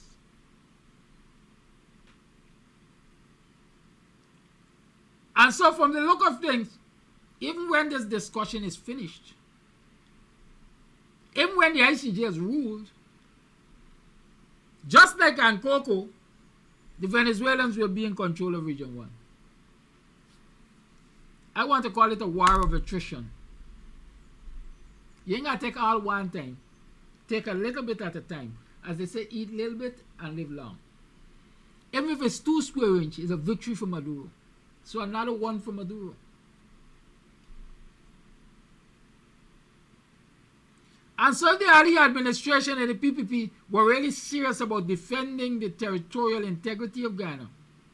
One of the things they would have put on the table, we will not talk with you, Maduro, until you remove your troops from Region 1. When you remove your troops from Region 1, we're going to consider talking to you. But for as long as you have your troops in Region 1, we ain't talking with you.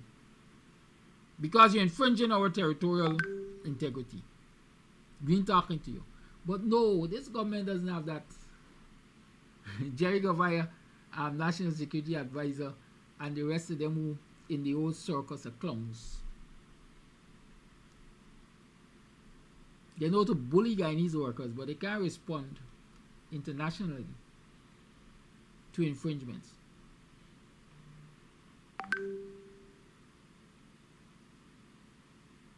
And so from where I'm sitting, there should have been no discussion. Let the World Court decides on the landlocked boundaries, as I call them. And at the appropriate time, you have to go to the World Court again to decide on the maritime boundaries. But there should be no discussion.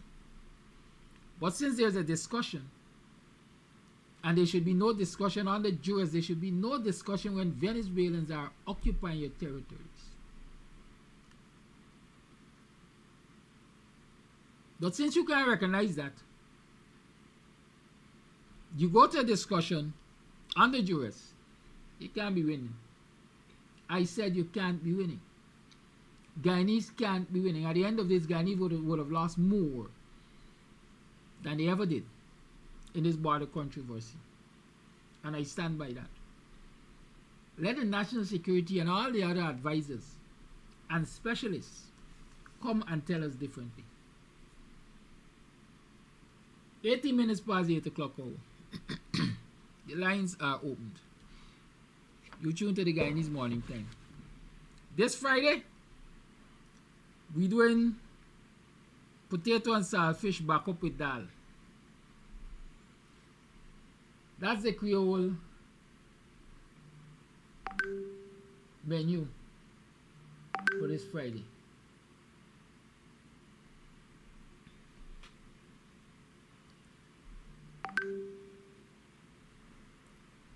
You have voice notes, it would appear. A note I said I ain't taking a call, I ain't going 1 minute past 9, right?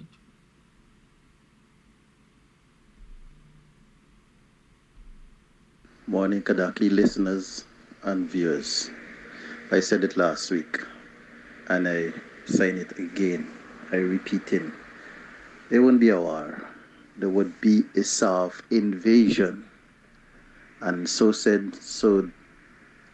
it's taking place. The people going to come and occupy the Essequibo region. They can come, grab the land, take the land from the Guyanese, and that's what's going to happen. And it start happening. And there's how it is going to go. Because these dumb stuck that we got running this country don't know Jack, S-H-I-T. It's a sad situation, but Guyanese, this is what you vote for. Those who vote for this regime, this is what you get in return. And then they're going to come out and bribe you all just now, and you're going quiet. Sad.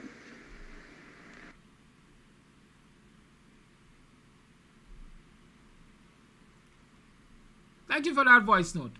Somebody's asking me to comment on something I don't want to comment on. Well, anyway, morning. The lines remain open. I will comment on it. You want me to comment on it? I will comment on it. I don't know what y'all has asked me to do.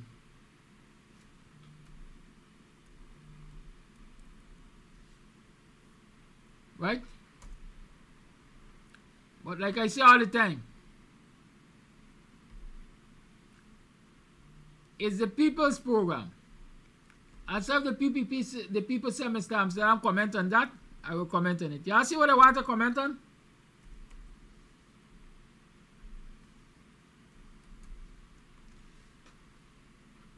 Camerax posted. They put Camerax number with a big and loud man, 647922. If you want to call Camerax and ask you about bad settlement 2020, you could call. You look the number up there. Anyhow, Camerax posted. I see we lost 1 aircraft and 5 soldiers, and Venezuelan fire 1 shot. The loss of life is sad and tragic and entirely due to the corrupt PPP government, who bought 2 50-year-old decrepit, barely serviceable helicopters from Brassington's cousin, who went to jail in the US for fraud, and put these men in, knowing how dangerous it was, with tragic consequences. We don't need Venezuela to defeat us. The corrupt PPP will do that to us. We all want a comment on. The only thing I will tell you about that statement is, if Camerax says so, it's so. Camerax should know. And it's not only Brassington cousin went to jail for fraud. Brassington too. Right? Not only Brassington cousin went to jail. It is alleged that Brassington went to jail too. Y'all could find out for yourself. But what is my very serious comment on this? We have an attitude in this country. Hold the line, caller. We have an attitude in this country that we only comment publicly and we only pay attention to skullduggery after the fact. We only comment on things publicly after the damage has already been done. And citizens only pay attention to the comments that are made after the damage has been done. So I want to ask this question. Did Ramjatan make the public aware of the fact that these 2 50-year-old decrepit, barely serviceable helicopters were being bought through nepotism, through nepotistic channels? The cousin of Brassington, who is a major player in the government of Guyana?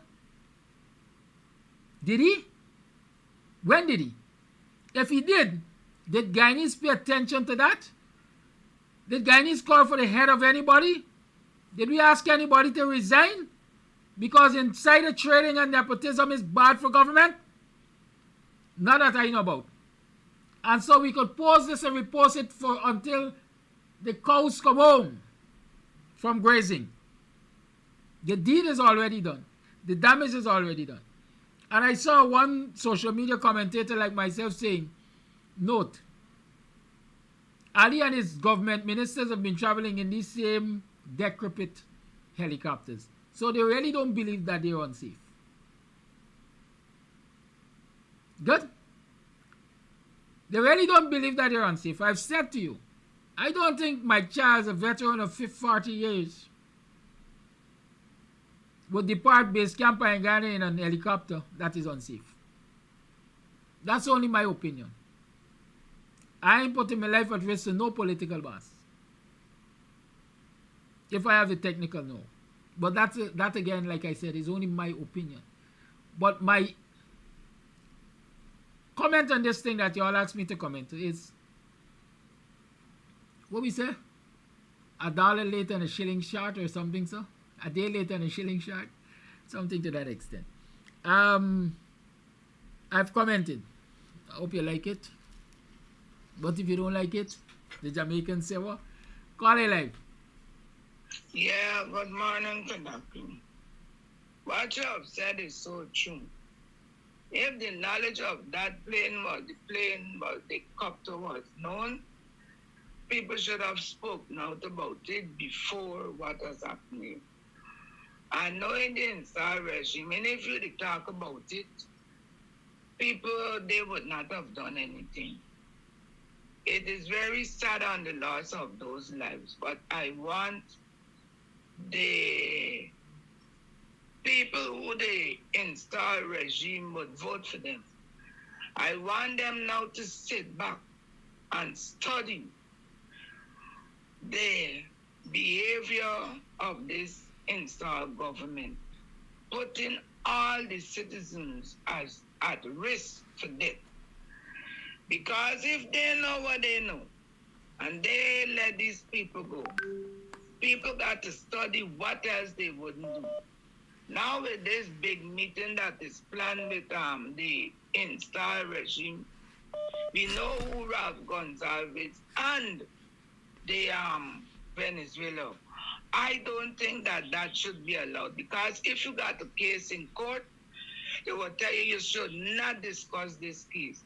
And if the ICJ is handling this dispute, this land dispute, this country dispute, I don't see why we should allow, well, they do anything they want, the install regime to go at a high meeting like this, when Barrett had already stood up and said, give Venezuela this river.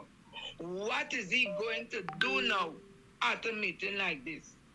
And I believe that meeting should not come off, because we know who Ralph Gonsalves is. And we should be very, very careful with allowing the PPP to do anything now in this country with the way how they are behaving. They don't care. You see the two boys that have survived that ordeal? We don't know what they will become later on. Because when you hear statements how they survived, the others who have died may have acted for the roles to these young boys. You don't know what type of influence those elder persons had with these boys. Sitting in a chapel, they might have been talking lots of things. Those memories will be burning in their little minds. And from that, we will need a lot of counseling for the boys. Because I could safely take two boys. My cousin lost his mother years ago. This other boy, if it's not he had a brother who suffered a tragedy in the same army, right? So I don't know when I see we got to work with them. We got to work with them. And for the families who have lost their partners, it is going to be rough. And everybody, and as you listen to the comments, you see the comments that are being made on social media, everybody give them good names. So we have lost a lot. And this is the time when the PPP who support the PPP should ask themselves if another election, if they must look to have the PPP running this country. We may talk lots of things about President Granger.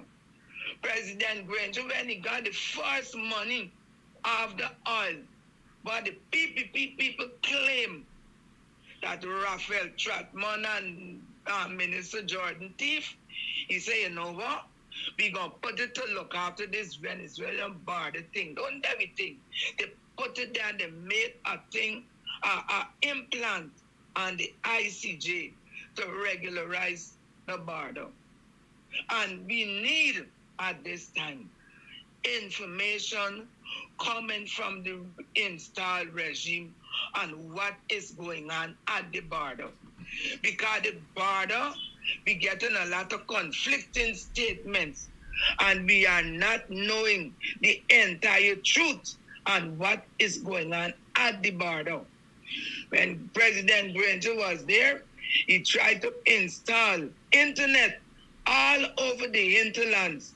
So we had a faster know on what was going on in the hinterlands.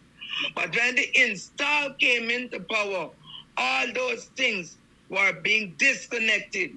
So these people in the hinterland who could have gotten messages on the spot messages to Georgetown and all around to let us know what was going on, that connectivity has severed. So we don't know what is going on in those far-flung areas. And I think Russia is talking to them.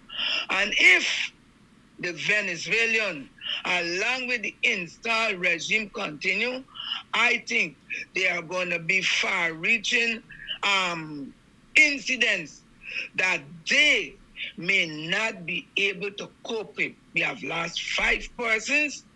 We got 2. We don't know what's going to be them.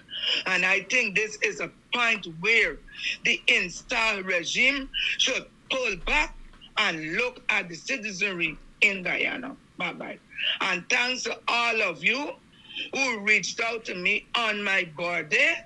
Thanks to all your wishes. Thanks to whatever you wish me. And I pray that as I go forth in my new year, things will be much better and much smoother. Thanks. I got one prayer for you, Randy, before you leave. Huh? Before you leave, I got one prayer for you. What is that? That the Lord will soften your heart and grant you more knowledge, wisdom, and understanding. Have a good day. Okay, thanks. The lines remain open. 6225933 is the number to call. Somebody is asking why the Americans are not doing anything about the soldiers, about the occupation of Region 1 by the Venos. It's not the Americans' place. It is not the Americans' place. If I have my home and I allow people to come in with free reign, even if my neighbor has my best interest at heart, my neighbor can't act without my consent. Right? Neighbors can't act without my consent. And that's what you have to understand. Until the PPP has brought itself to the position that it really wants to defend Guyana and Guyana's territory, the U.S. will only offer it back-ins. It will not take action.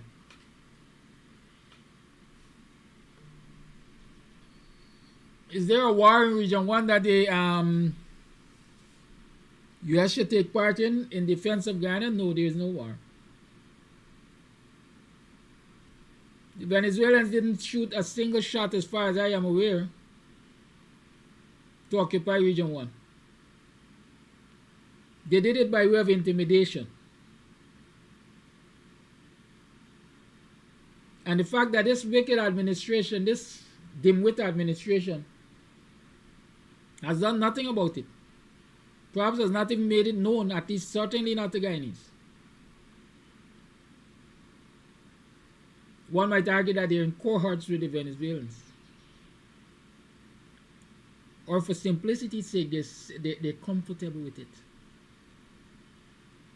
Why should I act on behalf of my neighbor if my neighbor is not acting on behalf of his or herself, knowing that he has my backings? Huh? Why? The lines remain open.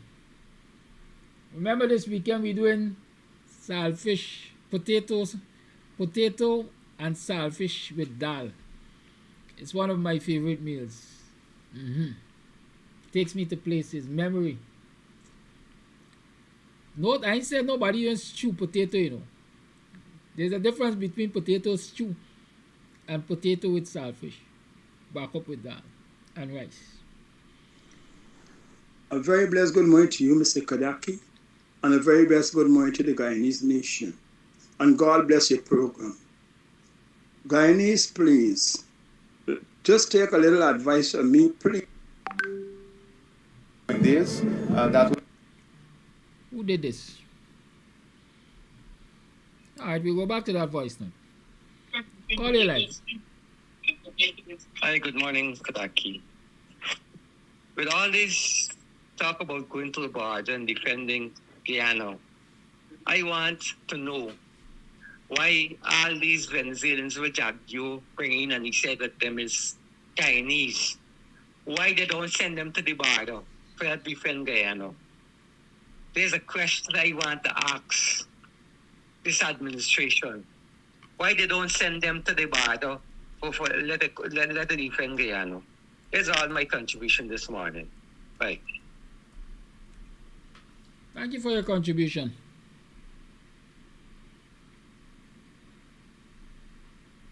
And I shall return to my voice note. Please note when I'm playing voice notes, you shouldn't be calling me until the voice note is finished. Please, I'm asking you. And I'm calling upon the church boards and all those who say they're in the body of Christ. And they should already know, but this is confirmation also, is that go into prayers, fasting, and prayers. And all those righteous-minded and hearted people in Guyana, you all need to go into fasting and prayers and seek the Lord's face. We all need to seek the Lord's face so that even the corrupt, wicked, or evil leaders that we have that may be concealing in the kingdom of darkness, we can also bring them before God's presence. Because there are many things that's hidden that we don't know and you all don't know. But when you're in the spiritual realm, then you know what is taking place. Because as I said before, what you see happening in the country and the world at large is a manifestation out of the spiritual realm. Guyanese, I've warned you all already and I'm warning you all again. Take note, the spiritual kingdoms, they are activated. And the realms, they are activated. The manifestation, they begin and they are going to multiply. So family, begin to cover your children under prayers. This is spiritual warfare I'm speaking about. And the nation need to mourn the losses that took place the other day, but it's a confirmation. I was telling you about the battle in the spiritual realm, in the sea, in the air, and in the land. You have now get the confirmation of what took place in the air. It was 7 soldiers. You see, 7 soldiers that were in that helicopter. 5 died and the 2 they are there that they're going to exist. But those 2 soldiers have the confirmation spiritually. And you got to be careful with those who say about the investigating and what they are going to give to the nation may not be necessarily the truth. But they are going to rephrase it in their own form in many ways. But however, I'm speaking to the spiritual-minded and hearted Guyanese. Please cover your family, cover your children, because blood is going to be shedding more in this country. And we don't want that to happen. We don't want to put that to end. The only body can stop it is God Almighty. It's not our politician, it's not our leader, it's not Mr. Maduro and all these things. It's God. So Guyanese stand up for righteousness, regardless how this may sound, regardless how this may seem. Family, parents, cover your children when they go in and out of their own. Family, pray for your mother, pray for father, cover them, and stand up for what is right. Stop trusting the people who are producing wicked and evil intent and evil motive. Stand up in the truth of God's word. And I want to say to a man that individual what they call him boldness, who say about, stop taking your eyes apart the Almighty God and stop trying to make laugh over the Holy Spirit. The divine virtue of God will stand before you and bring you before judgment, even before your time. I am warning you and I'm warning the rest of the Guyanese nation. Stand up in the righteousness of God and resist the wrong and the evil. Guyanese, have a blessed day, Mr. Kadaki. God bless your program. Some people appreciate this, some people not appreciate it. I am not speaking for people to pray, but I'm declaring truth to power. Guyanese, have a blessed day.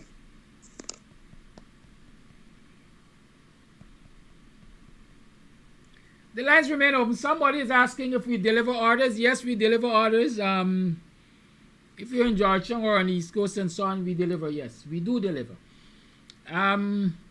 So place your orders early last week. Some people had a problem. When the pot on the fire is then people call in to place orders. We don't do it like that. We cook to order. Mr. Amsterdam, good morning. I don't know if you commented on it already, but what do you think about the Ghana national flag that these people painted on the roundabout, on the floor of the roundabout, where everybody can just walk on it and, you know, animals, if they get over, they can go and sleep on it. What do you think about that, Mr. Amsterdam? For me, that's wrong on every... It's wrong on every level. It's just disgraceful. I know I like to say some people like to ask what they think and they just answer to. So I don't think. Sometimes I don't think at all. What your laws say about your flag? What your laws say about your flag? I've always known, well, since I've been growing up, you're not supposed to cause the Guyana flag to touch the ground in any way. If you look at flag drills, one of the, I would say the most, I don't know, aggravating thing for military to see, a member of the military especially, is to see you mistreat the flag of Guyana. But I know the caller is talking about that ceremony they had yesterday, or I think I know so. Was it yesterday? Yeah. Where they renamed, or they named the section of the the so-called new highway. They call it Heroes Lane or something like that. To honor these 5 dead soldiers. I want to tell y'all something. As far as I'm concerned, we now have Jumbie Board Drive and Dead Soldiers Lane. Right? That's my name for the highway. Jumbie Board Drive, and you're going to reach us at the junction of Dead Soldiers. I said a mimicry. They couldn't wait for them to be buried. They couldn't wait to, in my mind, make a proper decision as to how they will honor them. But as the PPP is always interested in showmanship, hey, let me rush and open this section of the highway. We're going to call it Heroes Lane. I call it Dead Soldiers Lane. On Jumbie Board Highway. Y'all say disrespectful. I can't be as disrespectful as the PPP. I guarantee you that. And sometimes you can't run far from what the people are saying that the PPP is devil worshipping and they're making blood sacrifices and all kind of thing. You notice there was an accident there hours after.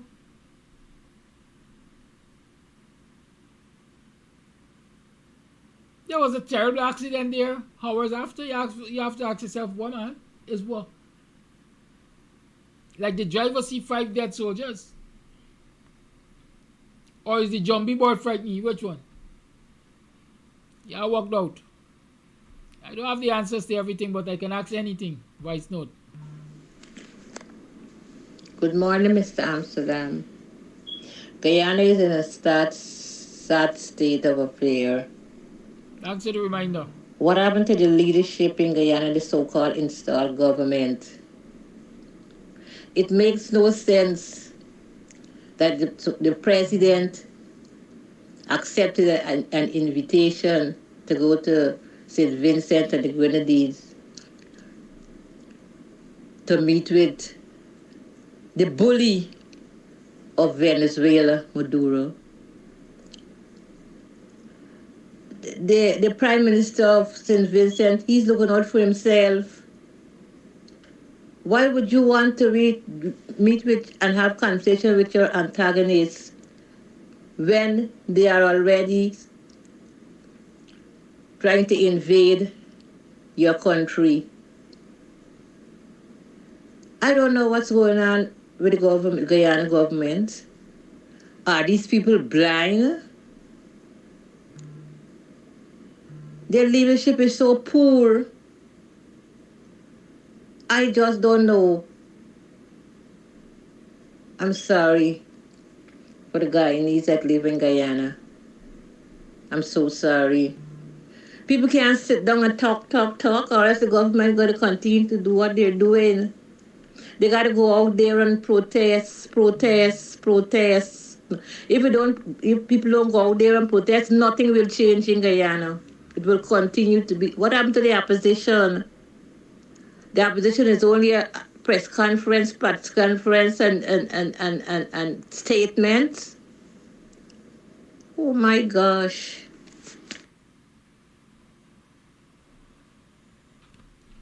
The lines remain open. It's 40 minutes to the 9 o'clock hour. Let's hear your view on some of these things that we're talking about.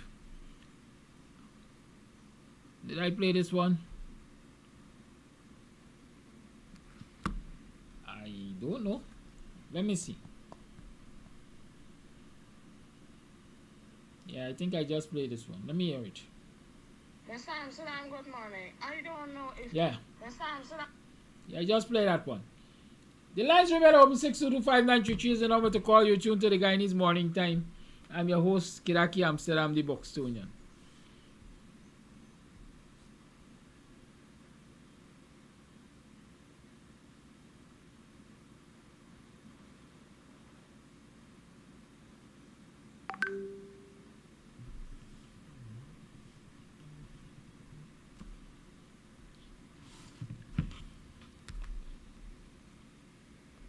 Call it live.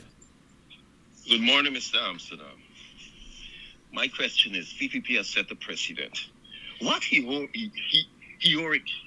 opened, hot this morning, did these men do? That there is a accident, and from now henceforth, moving forward, anyone from the military that meets in an accident, you got to name something after them because they have done something to become heroes. That was a accident. How come a accident become a act of something of heroic? Did they go and extract anybody? Did they go and try shooting anybody, or somebody been shooting them down and they clean them up? These people are nothing more than mediocres.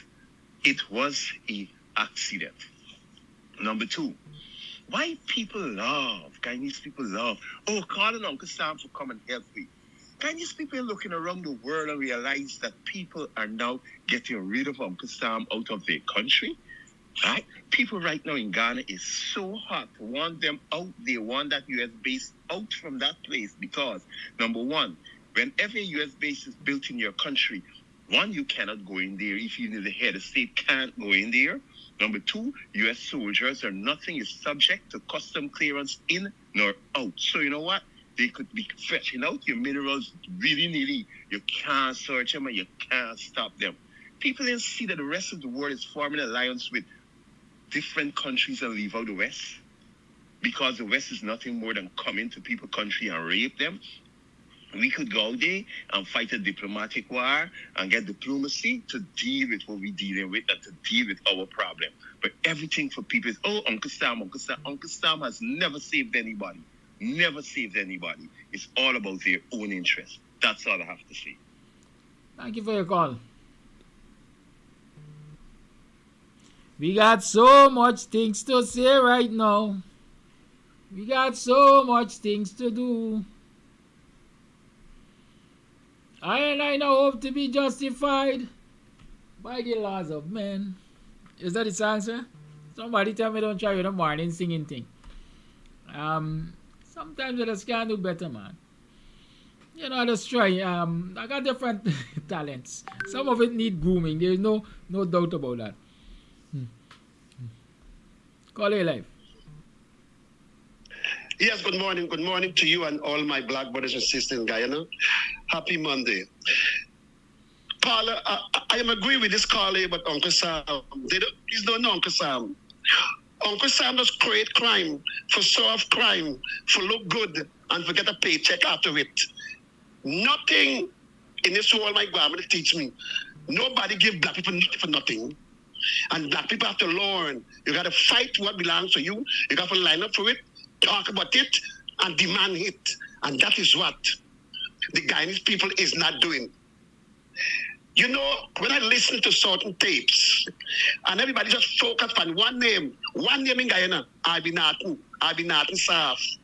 My brothers and sisters, let me say this that you guys could understand what Flash Garden talking about.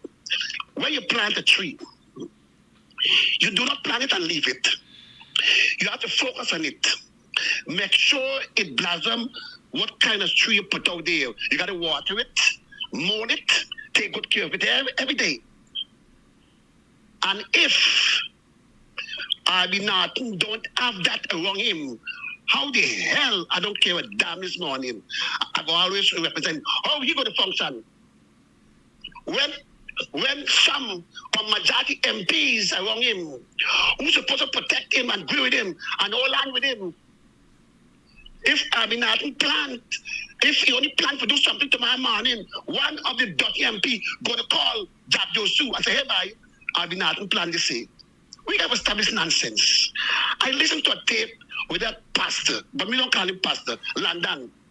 He said, oh, Ali do things wrong. And Barry Jack Joe. And he said, and Arby. Why you always focus on Arby? You the one give coalition a rough time when you was minister.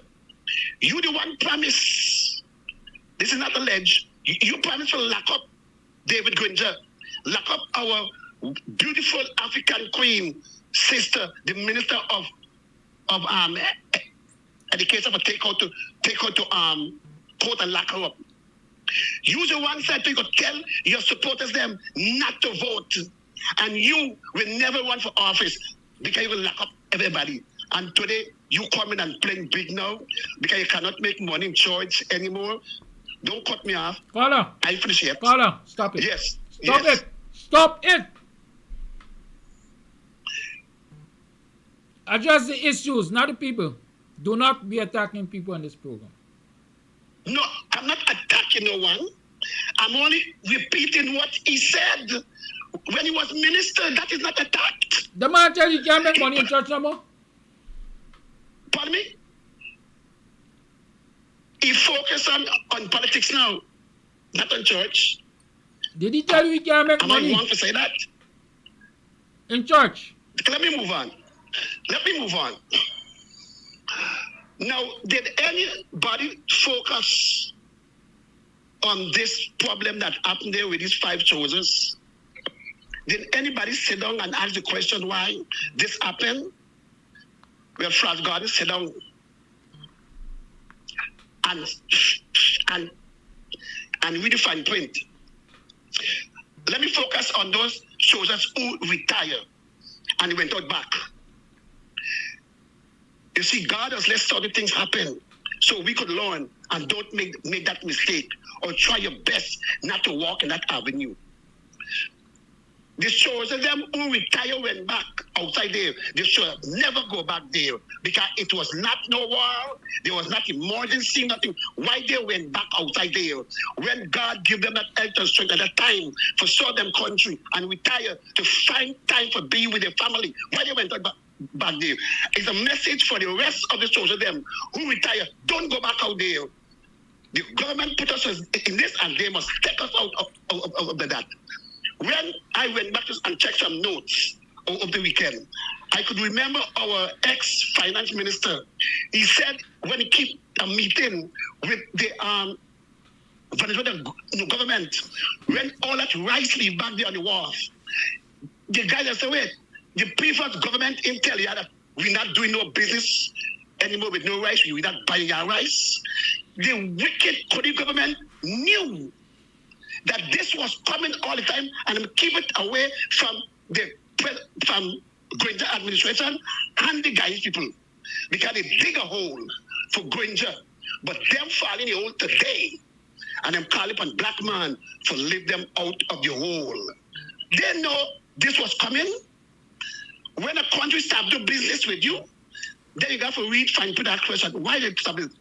You know why? Because of the oil and the Venezuela. They planned this a long time ago. Thank you very much for your time. And I don't attack nobody. I just represent people's name and let people know that be careful of those who talking garbage. Thank you very much for your time. Thank you for your call.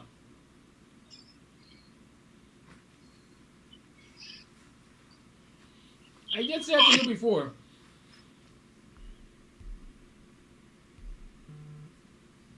that I have my views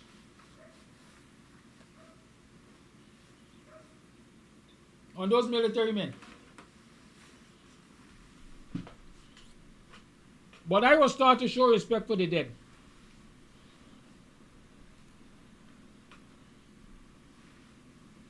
And so at some point in time, I might comment on my views.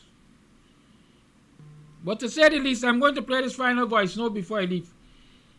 To say the least, in terms of retiring and go back to the job, I was taught growing up that Lot's wife became a pillar of salt because she looked back. When you're moving forward, move forward, don't look back. Voice note. Good morning, my people. While a few of us continue to speak out, Guyanese are sitting down and accepting everything that is happening to them. I have made my own observations about a few things. Some I will talk about and some I will not talk about. I would like to know the legitimacy of that video circulating that wake me up at 2 this morning about 3 of our service men being cremated. I don't know if anybody has received it, but chances are if I have it, others have it. So what are we supposed to think? One of the things that annoyed me the most was when that medic stood up in the press conference and said, our 2 survivors are in high spirits. How can you be in high spirits when you have watched your counterparts die, if we are to believe what they're saying? How is that done? Another question I'd like to ask is, why exactly did they detour from the route they were intended to take? What was the mission for those people? Right? As it concerns the flag, I have been part of the military before, and I know that one of the sanctities of our flag is that it should never touch the ground. Who are these organizers of these things that they don't know that? How much respect is that? What is really going on in Guyana? And if you observe, about 1 hour after there was a crash day, is it that the soldiers are angry for whatever happened 1 hour after or thereabouts? My people, we continue to I won't say complain, I say speak out on the various programs. But the Guyanese in Guyana ain't doing nothing. They accepting everything. And my million-dollar question is 6.5% worthy of our public servants? And at this time, I'm particularly thinking about our soldiers, who they want to represent Guyana. Thank you.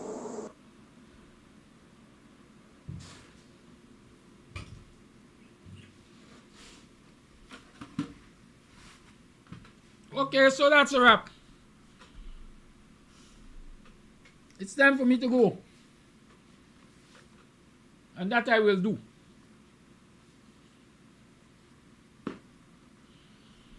Tomorrow I'm going to tell you how I run out here so quick. Lord. You know my business is y'all business. I just know y'all to know my business. I ain't got no you ain't gonna get no COI to know what I've been doing or what I plan to do. I usually tell you, even after the fact. So I'll see you tomorrow for another program of Guyanese Morning Time. I'm heading out. I have to be out. And so join Dr. Hines this evening for another program of Politics 101. Pay attention to what's happening around you in your neck of the woods. Monitor the PPP. Listen out for the meeting on Thursday. And then find out what deals have been made in your name. I remind you, keep your money. Keep your money. Don't spend it. Squeeze those who are empowering this government so that this government will empower.